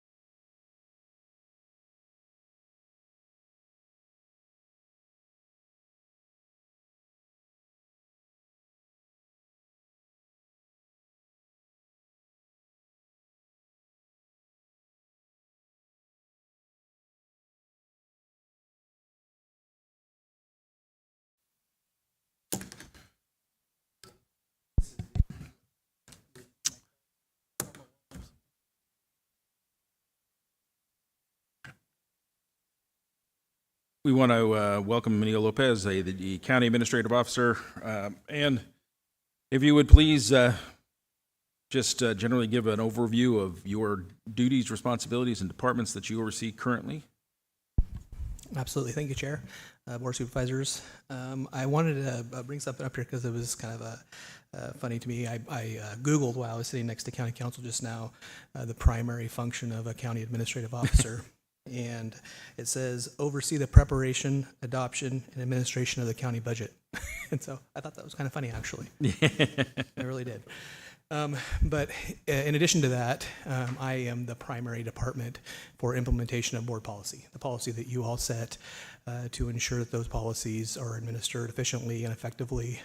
That also applies to personnel policies, which is our memorandum of understanding with our represented groups, our resolutions with our unrepresented groups. We are the purchasing agent office, so we're purchasing officer for all things purchasing in the county as far as overseeing that. Anywhere from services and supplies, capital projects, contracts, fixed assets, etc. And as I stated just now, we are the budget officer for the county, recognized budget officer under the Government Accounting Act. My office also oversees the Office of Emergency Services. I am the Director of Emergency Services for the county. We oversee the Recreation Department. So by default, I am the Recreation Director as well. Currently, we oversee human resources and risk management as well. So I am the HR director also. And that being said, I want to kind of mirror what Auditor Controller Mr. Shad said. Our staffing, even though our vacancy rates have been pretty high over the past several years, our turnover has been unmanageable at times. The staff that have kind of lived through this and worked through this are absolutely phenomenal. We have an amazing staff that keeps us afloat, that keeps providing services to this county and to this community. And honestly could not say enough. I could spend my entire allotted hour talking about the staff that we have in our departments and countywide actually providing the services. So I definitely want to say that before I get too far into this. In addition to those, we have other branches, like I just said. We oversee the human resources, risk management. We also do all contract negotiations, are involved in most contract negotiations for the county. The lead negotiator for contract negotiations with our represented groups. So we don't only oversee those policies, we actually negotiate those contracts as well. We have, I think, 21 full-time positions in our divisions. We currently have 5 vacancies. And also, kind of by default, the board has recently branched off human resources and risk management, but currently I am still the human resources risk management director, and that is still a division of administration until an HR risk management director is hired. So moving forward with part of the strategic plan is to separate those divisions. A county of our size, I think we're probably one of the only ones left in California where risk management and human resources is still under the county administrative office, and so just a huge step forward for our county and actually developing that as a separate department, and we're pretty excited about that. So I think currently we have 9 applications for that position, so we're excited about that, and hopefully we can get somebody to actually understand where Del Norte County is and come join us up here and run that department. Other than that, I'm available for answering questions through the budget units that I administer. And actually, Clint and I administer a lot of these budgets together as a budget team. The 100 budget's one of those, contingency budget's one of those, 611 budget is one of those. But today I'm handling the 111, the 112, 184, 531, 711, 216, and 220. And those budget units are Board of Supervisors, Administration, Veteran Services, Recreation, Court-related services, and the Public Defender. Let's start at the top with the 121, or 112, sorry. How about 111? 111, okay, go. Go in order? You go. 111. I'll flop it. Go ahead. So that's the Board of Supervisors budget, correct? Correct. That's correct, yes. So our salaries and wages stay really consistent because we just are not subject to any increases. If we were to get a salary increase, it has to come by resolution to the board, and it has to be voted on publicly. Is that how that works? I believe it's ordinance. Is that correct, County Council? To change any Board of Supervisors? Yes, it's written into our local ordinance what you guys' pay is. Okay. I'm not complaining, I'm just asking. But one thing I do want to talk about. Well, honestly, to touch on that really quickly, the Board of Supervisors has not had an increase in a long time. So it's long overdue, in my opinion. Just to Well, put that out I'll there. just tell you, if you work 40 hours a week, it's $18 an hour. And we get paid for 30 hours a week, so it's 20 something an hour. So it's a very low paying gig. I don't think any of us are in it to make any kind of money, but it certainly would be something, if we think about the future and a strategic plan, is to have a salary that will attract somebody that is going to come in and make a career, even though there's term limits, but to make a career out of it. So I'm sorry, Dean, did you have something? No. I would agree 100% with Supervisor Starkey on that. I mean, this job is very limited to the people that could run for this position because they can't afford to do it otherwise, unless they have another career to back them up, or they're independently wealthy or retired with some other kind of income stream coming in. In order to make this equitable and for folks to have a quality person to vote for, somebody other than me, you're gonna have to pay them. Bottom line. I mean, there's 4 of us still sitting here too that are quality. Retired. Well, if I could piggyback off Both that. of us have jobs, right, other than this. But the bottom line is, if you're gonna get some people in here to run for these positions, you're gonna have to bump the wage, which I've been advocating for. Yeah, and if I can 10 piggyback plus off that a years little bit, it's similar to the discussion I just had with you about splitting the Human Resources and Risk Management Department from admin. There are current structures that have been in place for a long time that we've outgrown.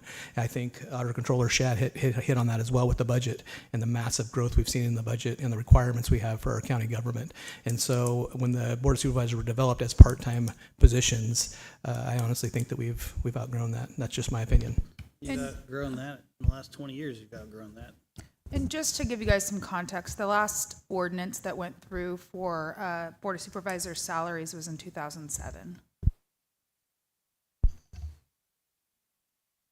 I was just happy you didn't say you'll never get anybody competent not paying these better, without paying better salaries. So Other than Chris. So, I mean, this is probably a little bit of a touchy subject, but I'm just so curious, and I looked it up this morning. It's $7 million, I believe, for the health fair, or the health fund, the benefits. Does every department get charged even if there's vacancies? Or, like, for instance, when I divided this up by 6, which is us and the clerk of the board, I know I don't take benefits, but it was still the same amount. So even if we don't take the benefits, you still charge that. Yes, the allocation has been in place for years, is not a direct charge by any specific mechanism in a department. So what we do is use FTEs. So the approved full-time equivalent positions, that's how a department is charged, whether they're filled or not. And I think it currently is $14,000 per FTE. Our actual renewal for our health plan, I think, was $8.4 million this next year. Oh, it was. So it's going to even go up. and that's why if the cost difference and savings, if you freeze a position as opposed to eliminate a position, because even if you freeze a position, you're still paying for a lot of these other FTE costs. Is there any way to adjust that? I mean, because I'm assuming that number is based on, let's say, 500 full-time employees, and we are typically running 385 full-time employees. Is there any way to adjust that? You can, but it doesn't change your premium, so the amount per employee would just go higher. Okay. You're still paying the same amount for the health insurance. And we've talked about different allocation methods based on the tier of insurance you're using by department. It just gets more complicated administratively, because then as you do your open enrollment and things like that, new employees come on, employees leave, you're changing that continuously. This is just an easier mechanism based on the FTEs the board's approved. And are we limited based on one insurance packet here? Because I'll say Sonoma County, we could have Kaiser, Sutter, whatever. Currently, yes. Okay. We've looked at alternatives, but honestly, to be completely honest, it's been an administrative undertaking for the Human Resources Office, and we haven't have the capacity to do so. One of the options that have come up have been a higher deductible plan. Right now, we're at a current 80-20-20 plan. Having a 60-40 plan may be something that some of our employees would be interested in, but it's one of the options we've looked into.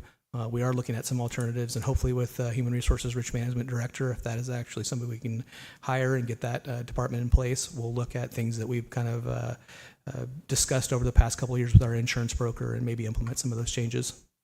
Okay, thank you. For the Board of Supervisors, travel and training, it seems like we've been steady with the allotment at 35,000. Everything is increased. Everything costs more. It's just one observation that perhaps we need to increase that amount in the projected budget going forward. It's just an observation. Yeah, and 100% at the discretion of the board, and I don't disagree with you. We could easily increase that a little bit if the board would like us to do that. Okay. And then my last one for the Board of Supervisors is that the net has increased 48% since the actuals of 21-22 and 34% since the actuals of 22-23. Given that the payroll hasn't increased, what aside from the liability insurance, this pretty much significant increase in liability insurance, would explain kind of that overall net increase? Are those all just calculated numbers, or do you go through and say, we need to increase this service and supplies? Like, is there a percentage? I guess my question is, for the various things, our overall net has increased. There's not any certain formula for some of these things. Typically, you look at the history of the accounts and then anything that you know going forward, if there's rate changes for utilities or something like that, for example. So things that I noticed in the Board of Supervisors budget that have increased, one of them is the cost plan, which is pretty significant. I think it's in the $60,000 range. So that's another item on top of your liability insurance that's increased significantly, which would be a huge swing for that overall percentage. In addition, one of our advocates, I think it was our federal advocate, it may have been our state, that increased their monthly amount just recently. I think it was last year. For the first time in a long time, though, give them a lot of credit. They worked at the same rate for a long time. Is that great? And so that's a $12,000 increase per year. So those are some of the items that are. And speaking of liability insurance, what is it that spiked it so high in this particular budget? I mean, Well, for the board, it's primarily going to be claims driven because, as Supervisor Starkey just mentioned, you don't change a lot from an exposure standpoint. Our insurance is based on exposure and claims, and so it's your overall percentage of the county claims. We had a couple of pretty high claims for the Board of Supervisors the last couple of years, and so when you have something like that, that's where it rests. yes. Gotcha. Yep. Thank you. And it's something that was just actually charged to the Board of Supervisors because it was an overall county claim. It wasn't like you guys did anything wrong. Any other question for board budget? Please, let's move to 112. Any questions about the administration budget? I don't have any questions. I just did note that splitting off from HR to admin, or splitting HR off from admin, did decrease a lot of your expenses or your salaries and benefits. But I think that just is natural, right? We had to go and develop this whole new department. And so things that were itemized under, services and supplies, you went line by line to say, okay, this needs to now move over to HR. Is that correct? Okay. Yes, that's correct. Turn my microphone off. And that's actually still in the reconciliation phase. We just wanted to make sure with the board's approval of the HR director and the separate department that we had a department for the recommended budget in June. So you will have something that's more reconciled for the final budget. I just had one question about the professional services line. Why the jump from the department request of 300,000 to under the workshops lines 428? Just kind of curious why the big jump. for the past several years, and this kind of ties a little bit into the conversation you guys were having about the fund balance and budgeting your available resources. We've tried to focus on professional services for the past several years because of all the things that we feel administratively may have not been addressed over the past several years. And so a lot of that ties into professional services and consultants. And as you guys recall, we did the on-call services that we have agreements with several consultants for engineering, timber professionals, architects, things like that. So we have a number of people that are on call for those types of services. And with the approval of the strategic plan, a lot of that requires professional services. And so we budgeted the last few years at $300,000. And if you recall, just recently at the last board meeting, we approved a contract for a comp analysis, which was $128,000. And that's what was the addition to the $300,000. Thank you. Didn't connect that to professional.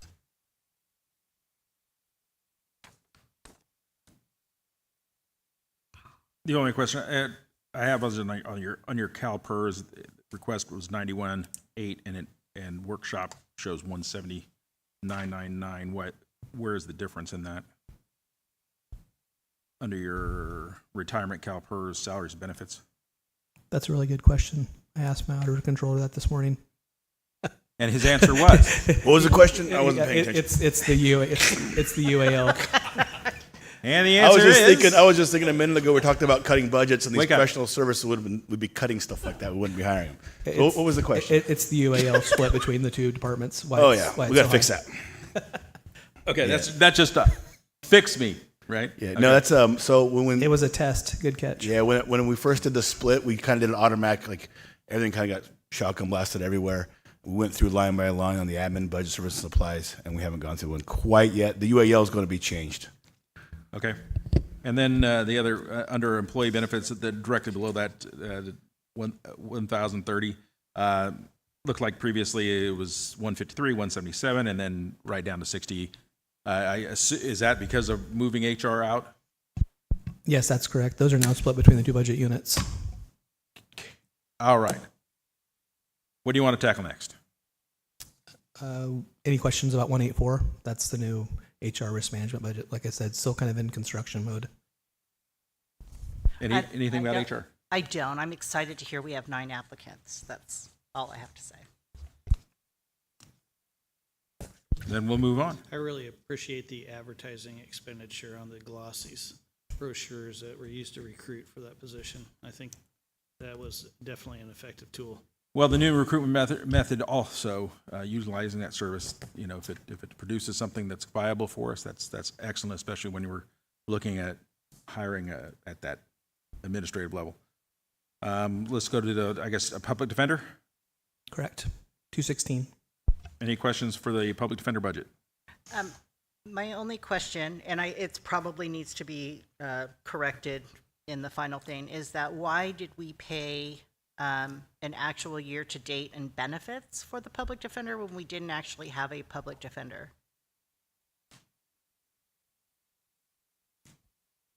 Is that 23, 24? I'm going off, and I'm sorry, I'm going off the old thing that Clint provided us at the June budget. Say mine doesn't show any actual to date, so it must have Okay, been, so that was must probably have been already corrected. I do have a similar question. It's line 10030. There's no money in any line for employees, but we do have $14,000 in employee benefits. It kind of doesn't make sense. Yeah, that's kind of exactly what Supervisor or Chair Wilson mentioned earlier, is that it's based on FTE.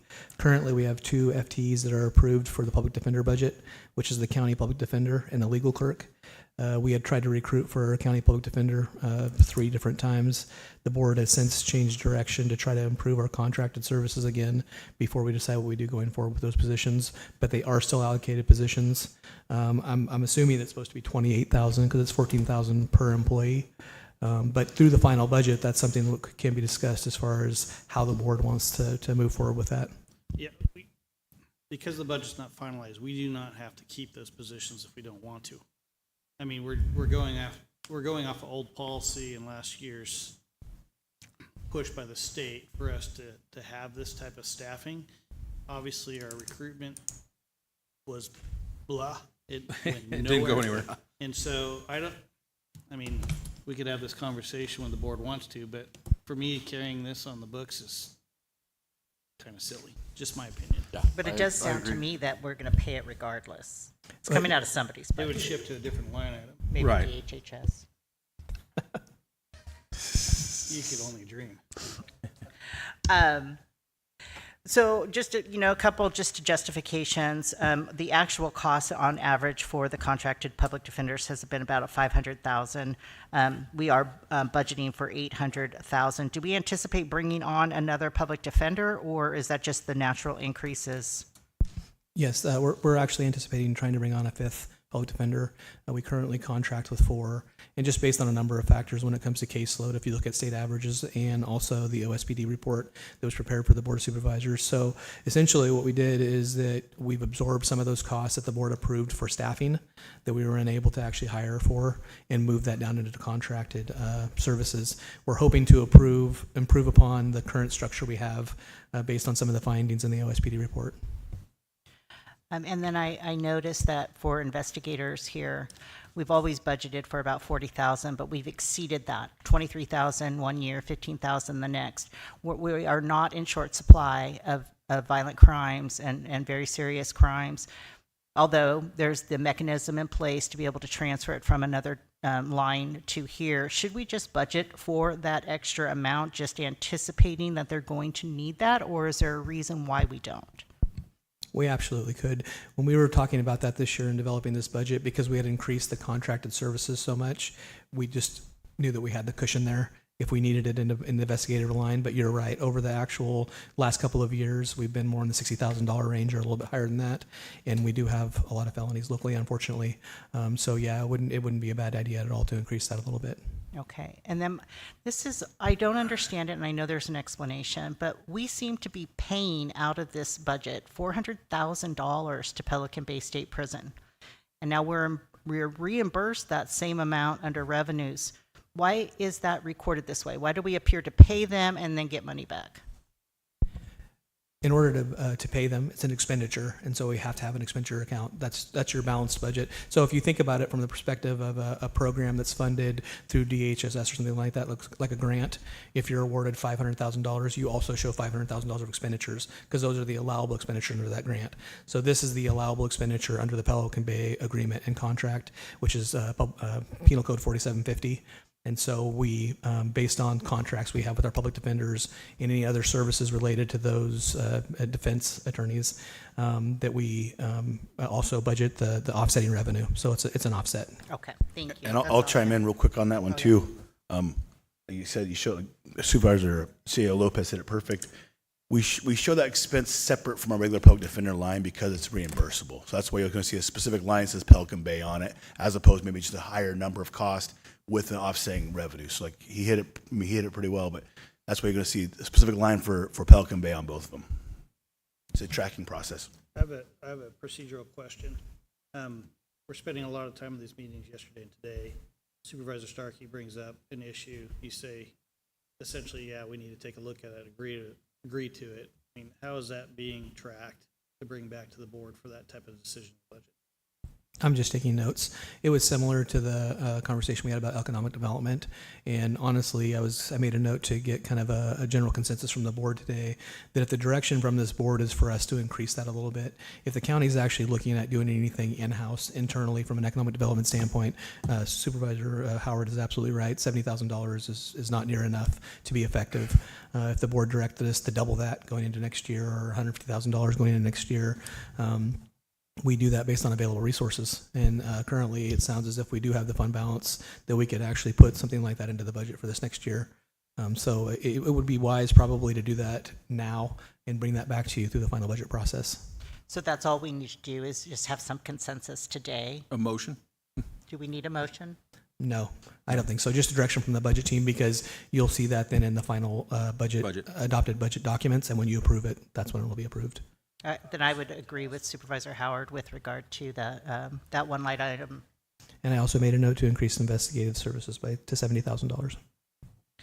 It just seems to make sense. And the board travel a little bit as well. Yes. I'm taking my notes. I don't know. We had discussions So just for your notes, we had discussions about the fact that we have expended, I think, 20,000 or 30,000 out of the Measure R funds that we allocated for cleanup homeless, and looking at reestablishing that $50,000 threshold to carry forward into next year. So it would be a reallocation or allocating an additional 30,000 into that cleanup fund that we had established last year. So I know that's one of the considerations that we'd like to see going forward. Where would that come out of? Well, it could come out of our end of year revenues, moving dollars into that. I just wondered if that could be part of the IRF fund. Could it be that, or is it comes? I'm not sure what the IRF money would allow. Okay. Did you say Measure R though? They were originally Measure R funds that we had utilized for that cleanup fund, and whether or not we want to move back into utilizing that, or whether we want to just allocate it out of our contingency or reserve. So it's the public nuisance budget you're talking about, Yes. correct? Yeah. Yeah. Once it's established as a Measure R, something the board's willing to fund with Measure R, it'd be good to be consistent with that. Also, I kind of spoke to Director Kunstl as well. She had talked to Senior Code Enforcement Officer Mello, and they had talked about not having any kind of set project or set amount in mind. And typically when you budget something like that, I think in the past we had kind of a South Bend area and certain areas that we're kind of focused on for that $50,000. There is some funding available for that. If we can go through the process, the board has discretion over Measure R funding, and I can go back to the committee at any time. So to develop some projects and some actual costs to those projects and then bring that back to the board may be a good direction to have. Well, I know we were holding off on Union until we get the gates in the actual get that area actually sealed off. But then that was the plan, was to move and clean out that area from what it currently exists, as well as what we're looking at as far as establishing new criteria under a new ordinance. So. And for me personally, I think there's a lot of opportunity, whether or not CDD has capacity within code enforcement to pursue grant funds for that. But our little bit of funding we have in there, whether it's Measure R or another line item, we could definitely use as leverage with the Coastal Conservancy, because that's going to be a hell of a large cleanup back there. It's going to be.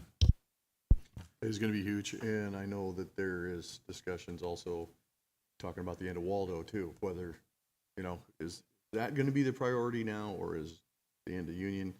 So we just wanted to make sure that those dollars either rolled over or continued year after year. Yeah, until we get that cleaned up. Yeah, and a lot of our concern, making sure that we had that all walled off, was the fact that we don't want to go like we have done in the past, go in there, expend a lot of money, and then just return it back to the homeless to go back in and allow them to Definitely wanna be re-inhabit able to those areas. Make sure it doesn't happen again. And that actually was part of the conversation I had with Director Kunstl, is that until we identify an area we can keep clean, in order to actually go in and clean it up, may not be a great idea until we have a plan in place. And a lot of that's part of that's the acquisition of some of the properties that are around the properties that the county current has. And anecdotally, I just, in as we've been talking about economic development, Humboldt's economic development program that they put into place, they started out with 3.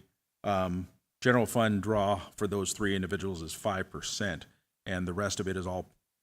And now they're not at 3; they're actually at 10. They have 10 employees all working underneath that program for economic development. Has been so successful. And again, general fund draw is only 5%. The rest of it is all funded through those grants that they have brought into Humboldt County. So, yeah. Let's move on to Department 220. That's court-related services. Any questions from the board as related to the court-related services budget? I'm going to pass. I don't have any good questions. Do you have any bad ones? I didn't have any questions after looking at it either. Okay. Then let's move on to Veteran Services. That's Department 531. So I don't necessarily have questions as much as I would love to be able to see a way to increase revenues in there so that we can start working on, and this might be building maintenance and not, but to do a little bit of improvements within that building. I know they have that upstairs room that's unfinished right now that they really would like to make into a living room or, a space, another space for them to be able to gather. Do you have ideas in which we could maybe go after? I know we had tried for that one grant funding, but is there ways in which we can increase the revenue in this budget so that we could offset some of the costs that would go into creating that space for them? There really isn't too many ways to increase the budget in this budget unit. There are three funding sources for veteran services. It's subvention funding, it's the Medi-Cal avoidance funding that when you actually direct someone who is on Medi-Cal services to benefits through the Veteran Services Office, we receive funding for that as well. And then there's the other part of funding that's like a Veteran Services Fund, and a lot of that's based on the number of people you actually provide services to, the number of people that you do cost avoidance for Medi-Cal. So that is kind of driven by the number of people you serve, but it really doesn't fluctuate enough to actually fund a capital improvement project. And so that would be just a board direction, kind of similar to what building maintenance is currently doing at the jail. They're actually improving some of those pods down there with our internal funding, and so it would be capital improvement funding. And the board does have some capital improvement funding that you've designated for those types of projects. I think that would require kind of a larger discussion, having all the projects put before us before we could make that call. But it leads me to a question that's a little unrelated, but I know in years past we had considered a grant writer, and I know we've moved away from that idea.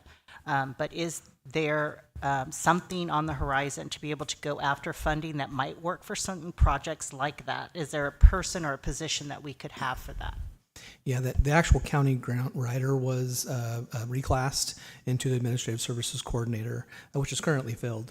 But there's a transition going on right now from the clerk of the board to the administrative services coordinator, and so a lot of the time is spent training and trying to do that transition in our department. That position is still going to be kind of dedicated towards grant-related tasks. We continue to look at the CSAC grant initiative. We continue to stay in contact with them. We have given them kind of our priorities, and the Veteran Service Office is one of them.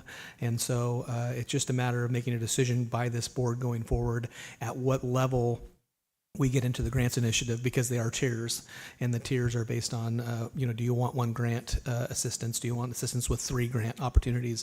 Do you want assistance with 4?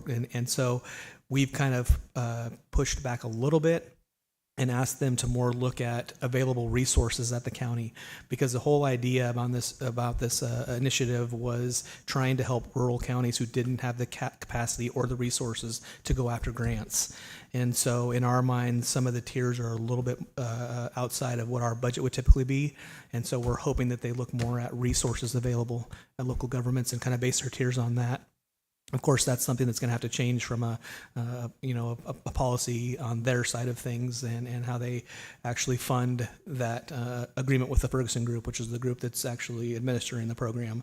So yes, we are still actively looking at these things, and that position will still be actively involved in that. I would suggest, and this was brought up earlier, this is where the flexibility in the contingency fund could be very useful for us. If the board, through conversation at the beginning of fiscal year, strategically places our priorities on projects, and towards, as we get through half our fiscal year or 3/4 of our fiscal year, if we're doing financially well and we're hitting our targets, which we see monthly as Clint puts these expenditures in our boxes every month, we should be fairly confident that we could go forward with some of those prioritized strategic opportunities with that strategic fund budget. And we've done that in the past, and I don't see why we couldn't do that in the future. But we'd want a list and a prioritized list in place to know what we'd want to tackle first, which is the larger part of the conversation. But that's where contingency could be very helpful to that, as long as, at the 3/4 of the way in, we've got the money. So I'd rely on Clint to tell me that. Let's move on to your the last one we have. It is Parks and Recreation.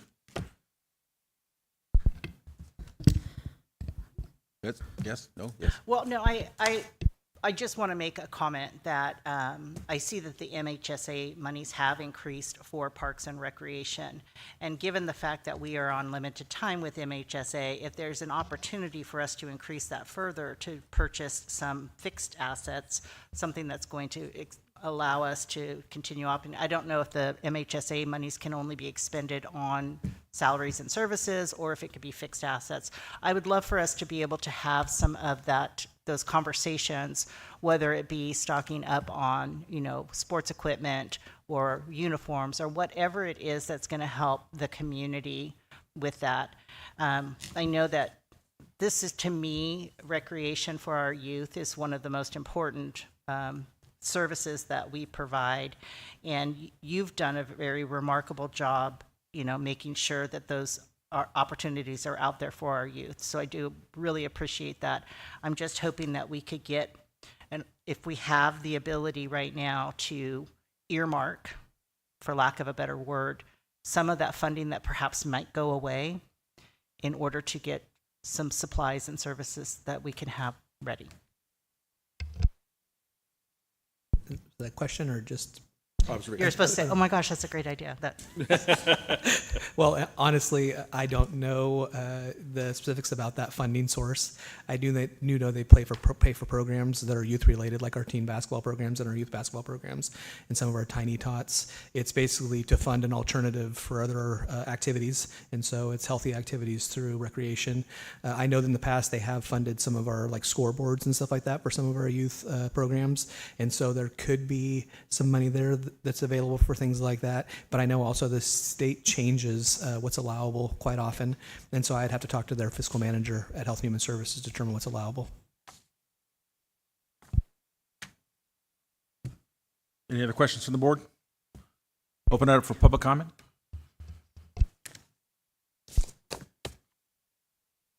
PJ again. I figured if I was going to come, I was going to talk. A couple questions for you on Board of Supervisors.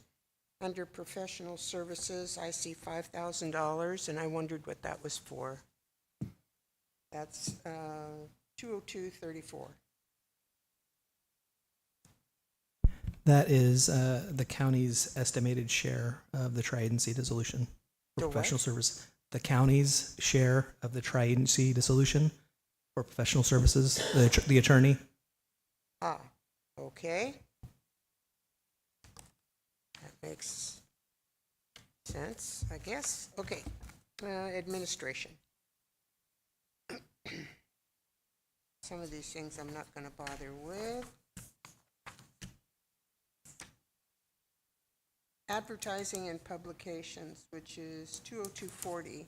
I'm in administration, and you have 2,500, I'm sorry, budgeted. The actual for this year is 117, and 22 and 23 come in less than an average of $1,000. I just wondered why 2,500. And what is special department expense for administration? Special department expense is kind of similar in every department. Under the government accounting, there's certain criteria of expenditures that you have to basically say this is services and supplies, this is other charges. And so the special department expense is usually something that's determined by the auditor controller not to fit in any of the other categories as far as office supplies, communications, uniforms, It's not a party for the utilities. staff. No, it's not a party for the staff. Absolutely not. Okay, well, I figured it wasn't, but I just needed to ask that. And Measure R increased from, prior years there was nothing. This year, year-to-date is 15,000, and you've budgeted, this is revenue, I'm sorry, 91,075. You've budgeted almost 106,000. I just wondered where that was going. The Measure R funding for administration is the position we just spoke about, the grant-related position. It was previously the grant writer, and we were unsuccessful in recruiting for that position, which is why it's zero for those several years. And then this year, we just filled that position with someone, so it probably shows just one quarter. I have to actually look at the detail. Okay. you know. Yeah.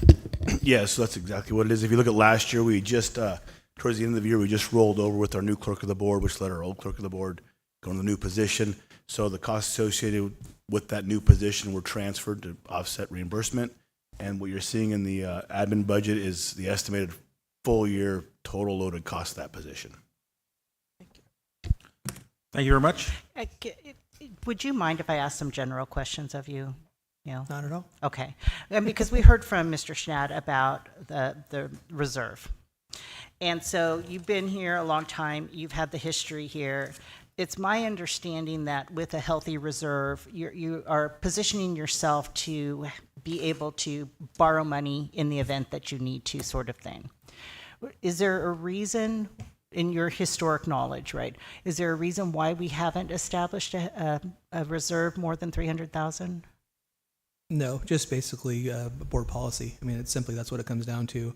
Early on in my career, and I actually up until just the last 4 or 5 years, when staffing shortages started to really kick in, and then we received some one-time funding from the federal government for COVID and things like that, we didn't have any money for reserves. And so it really wasn't an option each budget year.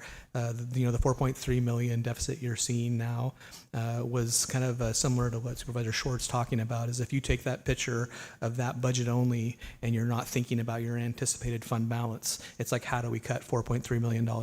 That's what I was used to for the first many years of my career. And it really came down to staffing and across the board cuts to service and supplies of 10%. And you can only have $5,000 for travel and training, no fixed assets, hiring freezes. So developing a reserve is really just a board policy. In times when you have more resources, developing a reserve is not a bad idea. It just depends on what level you want to get to. And like you said, do you do it for an estimated month's charges or a month's cost of the general fund, or do you do it at a certain percentage? The one thing I would caution the board about is when we talk about reserves, we also talk about another topic we talked about earlier on with Auditor Controller Shad, is our unfunded liabilities. We're talking about building reserves, and we have some unfunded liabilities that are out there hanging over us. Recently, just recently, through a policy the board adopted, the pension policy. So one of the things to consider is when you have excess revenue is, do you build in a percentage into payroll to fund some of that unfunded liability? So you're paying down debt that's being kind of racked up at a certain percentage. So there's a lot of different options you can do with funds that are available. Capital projects, you prioritized Pike Field, we prioritized the jail, which we know is going to be millions of dollars. So those types of things that are kind of out there that the board has kind of put their finger on as being priorities through the strategic plan, all things to consider when you have excess funding. Okay, no, thank you. That's a great explanation. It feels as if we kind of want a savings account, right? But it sounds as if there's other priorities that might need to take precedent over that. Well, and one of the tools that we've used was the fact that we did have income, or especially from the Miller Redwood sales, and then we utilized those funds that are set aside that are earning interest. But what we had done in the past was we had done it for the sheriff's office, when we had done it for IT, where we utilized that money for loans, where they would pay interest back into it, but could pay for larger projects like we did with the installation of our communication system. We did it for cars for the sheriff's office. So, I mean, those are ways that we can fund projects ongoing, utilizing the funds we do have in our investments, but being able to parade it out over years, paying it back through these various departments that can utilize the money and go for the purchases directly. And just for a little bit of historical background, the $100,000 was actually requested by Supervisor Hemmingson several years ago, and he wanted that built into the budget annually, which is why in the contingency budget right now you see that $100,000 going to the reserve again. That can be changed by this board. That policy could be changed. That could be, $250,000 maybe the goal annually. We put that into that budget. If we don't have the resources, then that's something that's kind of a low-hanging fruit for reducing costs. Or we could always set it as a percentage of our cost plan savings, like the state does, basically, for rainy day fund kind of things. But, and getting back to this, and I'm glad you brought it up again, and the board, in my belief, made a very strategic decision on the unfunded liability piece. That's debt that continues to grow. And we need to find a mechanism, as we did here this year, to pay that down. We cannot continue to carry those fund balances that high. And for me, prioritizing reserve over that unfunded liability, I would rather see it go to that unfunded liability, which is why I thought the board made the decision we did unanimously. But that's just my personal preference, of course. We could have that debate again. Yes. Any other questions? And we've already done the public comment, so I want to thank you for the, oh, you're going to, Brandon, you have thought of something in the meantime, okay?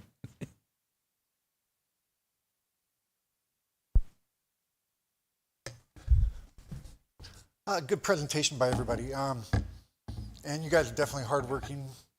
A lot of respect for everyone in the room. But what is evident from the budget is the board's appetite to expand government. I mean, everything has just got huge price tags. And, you know, our budget's of nearly $250 million now.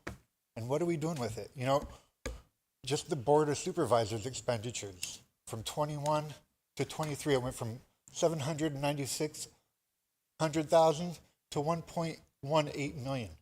It's a 50% increase in a few years. The admin expenditures, $121,000 in 21-22, $368,000 in 24-25, a 200% increase. You know, payroll for admin, it was up 35%. And then I think you explained, Supervisor Starkey, that some admin positions were getting moved. So that payroll went from 914 down to $706,000. So I was hoping if you could just explain that human risk management should be human resources, right? What tangible outcome does human risk management have? They're spending $750,000. And then finally, just Pikes Field, Parks and Rec. That number just illustrates how we're underserving our youth in the community. Pikes Field is pretty much obsolete. You know, the parking isn't adequate, doesn't have ADA compliance, a lot of problems. We need a new facility.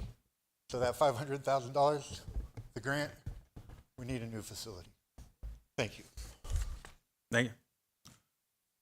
Thank you, CEO Lopez, and we will Thank you, Neil, for all that you do. welcome Alan Winograd, building maintenance.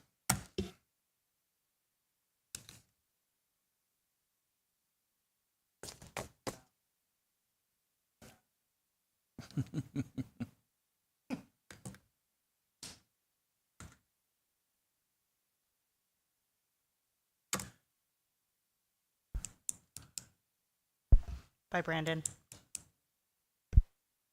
Alan, if you just want to first just start off with your introduction, talk about the various budget units that you have and the personnel in each and where Absolutely. you're at. Thank you.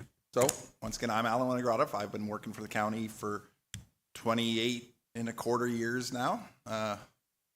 Hoping to make it to 30, but we'll see.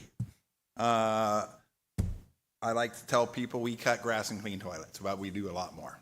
And I think you guys know that. We do have a full-time staff of 18 individuals. Currently, we have 2 vacant positions for our 2 custodians that unfortunately their family left town, so they left town and we're having a hard time filling those 2 positions. But other than that, we have a very good crew right now. We manage 46 properties and or departments within the county. We do deal with 1 state property that you guys are pretty well aware of, totaling 155 acres of property that we cut grass and or maintain throughout the year. Last year, we received 975 help desk tickets. We do use the county help desk ticket system for tracking and completing our projects. That does not include our regular maintenance. That does not include, hey, we got an emergency here, but we've remained busy. During the last year, we did, like I said, we received 195 tickets or 75 tickets. We completed over 1,100. So we are actively catching up and we're getting to being instead of a reactive department, a proactive department, where we're actually starting to get ahead of things. We're working on a couple of different projects right now. As of this morning, we finally received final approval from the State Water Board for the Florence Keller septic system design. So we're going to be paying our fees and hopefully going out to RFP for that in the very near future. We also recently received specs and quotes or specs for the re-roof of the VFW hall. That's the next roof that we're looking to have replaced in our county buildings. And other than that, I'm ready for whatever you got for me. Any questions from the board? So, Alan, you have currently your payroll request of $879,000. Does this include your E3 workers and your storm workers' salaries? No. Okay. The E3 actually is part of the other contributions. You asked that question of where the other contributions was. Okay. The E3 is actually a portion of that, and we do support that program. Over the years, we've had some really great kids that we've brought on. We've taught them some stuff, and most of them figured after doing hard labor outside for 8 hours a day, they want to go to school, which is, if that's what it takes, that's great for them. It's totally fine by us, right? The storm workers, they are free. Okay. I do work with the workforce center, and we are actually, I believe, using 3 different programs through them. We do have the storm program. We have the prison to employment program, and we have a youth employment program, which brings on youth who have never had a job before, and we get them some experience. And we're currently using all 3 of those. We do also, even though we don't have any of their folks right now,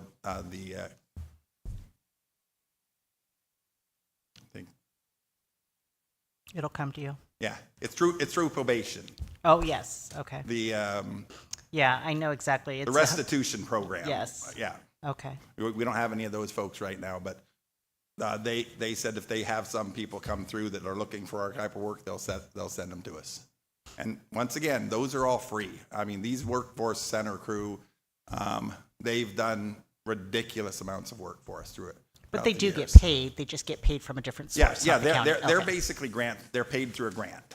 Okay. And I say they have repainted the jail. They've redone D-Tank. They've redone E-Tank. They've re-roofed both of our gazebos out at Florence Keller Park. They've repainted everything at Florence Keller Park. They built new bridges Because that's all storm related. yeah. And so, Well, yes. anything that is storm related, yes. No, I'm kidding. I'll say that's why Yes. we do bring the other folks on that can work on the non-storm related stuff. Right. And they're free labor. However, we have supervisors, people supervising their activities. Yes, absolutely. Yeah, we have Marty Brestol, he was the gentleman who supervises the storm crew, and they're the ones who did all the jail work and all the storm work. We have Brian Hicks, who takes the other folks who work on other projects, like when we have to just go cut grass. I mean, we're very, very busy from April through the end of July and early June, just trying to keep up with the grass. But Yeah. I say we're slowing down now, so we're going to start going from cutting grass back to fixing things as they need or fixing things before they need. That's the part I like to hear, because one of the things I don't notice in a lot of our budgets is a deferred maintenance, right? We don't put money aside for deferred maintenance, as far as I know. Is how does it work when somebody needs something in a county property? Let's say the VFW hall needs a new roof. That comes out of capital improvement funds, correct? Well, it depends on the project, Okay. and it depends on the project size. Okay. Obviously, let's just say for argument's sake, which happened this year, one of the heaters in the main hall went down. That's a small project that cost us $1,300 to replace the heater, a couple hours worth of staff time, and it went down the wayside. Now, the assessor's office recently got a new air conditioner. The price was well over $5,000, making it a fixed asset. The money was she put the money into their budget. She budgeted it, we got the quotes, it went through it, and it was done. And then other than that, like you said, re-roof, that's the capital improvement. Say we basically get together, we sit down, we talk about it, we get the approval, let's go ahead, move ahead with this. Comes to you for the allocation, we do the contract, and then we basically get the job done. Okay. You've been consistently staffed, correct? With the exception of 2 custodians for the last 4 months, yes. Okay, because what I'm seeing is a 60% increase in your salary and benefits from 21-22, and from 22-23 a 32% increase. Can you kind of explain why that's such a significant increase? Absolutely. Yes, thank you. And during the 22-23 budget, Yeah. Budget year, we stopped using the parks budget and we rolled it over into the building maintenance budget. So now instead of having 2 different budgets we deal with, we have one maintenance and parks budget. So we brought that over. We also, within the last year, received a office tech position, which is wonderful, and my bills have never been paid better. And or more on time, and yes, so that's what happened is Okay, we rolled it over, we got the extra position, and then obviously salaries are still going up because we do have a very new crew, and within the first year you get a 15% pay increase or 10% pay increase for first 2 years, 15%, so that's why it would be going up pretty quick. I knew you'd have an answer. Line 20224, your office supplies went up by 1,500%. From Yes. 214 to 3,400. I'm sure you have an explanation. The explanation is Lauren. We never had an office person, so I never really had office supplies. We brought Lauren on last year. I did not have any money budgeted, so we robbed and stole from where we could out of one budget another to get by. But this year I told her we would budget some money so she can get the things that she needs to for this year. Excellent. And that's worked out well to have that Yes. extra staff help. Absolutely. Has that also contributed to your ability to get to your help desk tickets quicker? 100%. Okay. Or 1,500%. I had a bunch of other questions on here, but I'm just going to give you an opportunity. Is there any goals that you have in place for this next year for your staff or your department? Anything that you'd like the board to know that you need or that you're working on? Well, the big one is, and I know that the union is working on salary increases. And I think I said this during my budget presentation last year. I have the lowest paid people in the county. I mean, half of my people are on some sort of government aid. I mean, 10 years ago, a custodian 1 started at 27% above minimum wage. We don't have a custodian one anymore because it's too low. So, I mean, I know these guys in the union, they're doing what they can, but I mean, it's tough for me to look at my people. We're hoping that the comp analysis will be able to show that and be able to fix any indiscrepancies that might. No, and I know, and that's the thing. I mean, I'm not going to call anybody out because I know everybody's working real hard to do it. It's tough for me. Yeah, I bet. Any other questions? As to building maintenance budget?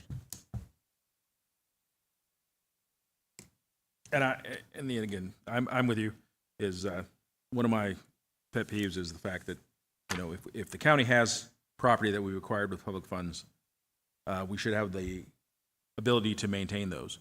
If we can't, then we needed to get rid of those pieces of property so they're no longer a burden to our budget, and that maybe we can realize some positive return on those dollars before they get to the point where they're so broke down that their value is gone. Let's move on to your next budget item. Is that Parks and Beaches? That's what was That's combined, that's right? zeroed out, so there's no question. Yeah. Yeah, let's say maintenance and parks and beaches are now one budget. I had 712 and 151, they're just now 71. Then we're done? We I'm have assuming complete- that you're still working on the capital improvement list. That is- Absolutely, yeah. Okay. Yeah. Yeah, I know that's a process, but I'm excited to see what potentially we could end up targeting to be able to fix. You got off light. Have you encountered any surprises with Public comment? development? Yes, I know. Developing that? What's that? The capital improvement project, have you run into any surprises recently? I know it's a long, arduous process. I mean, the fact that the ERF funding has taken down the old surplus building, that was a very nice surprise. That's something that we are, because it's simple. We knew that building was a hazard, and we know that we needed to do something with it. And the fact that we were able to do that with something other than our general fund dollars was amazing. And any other questions from the board? Open it up for public comment. Any public comment?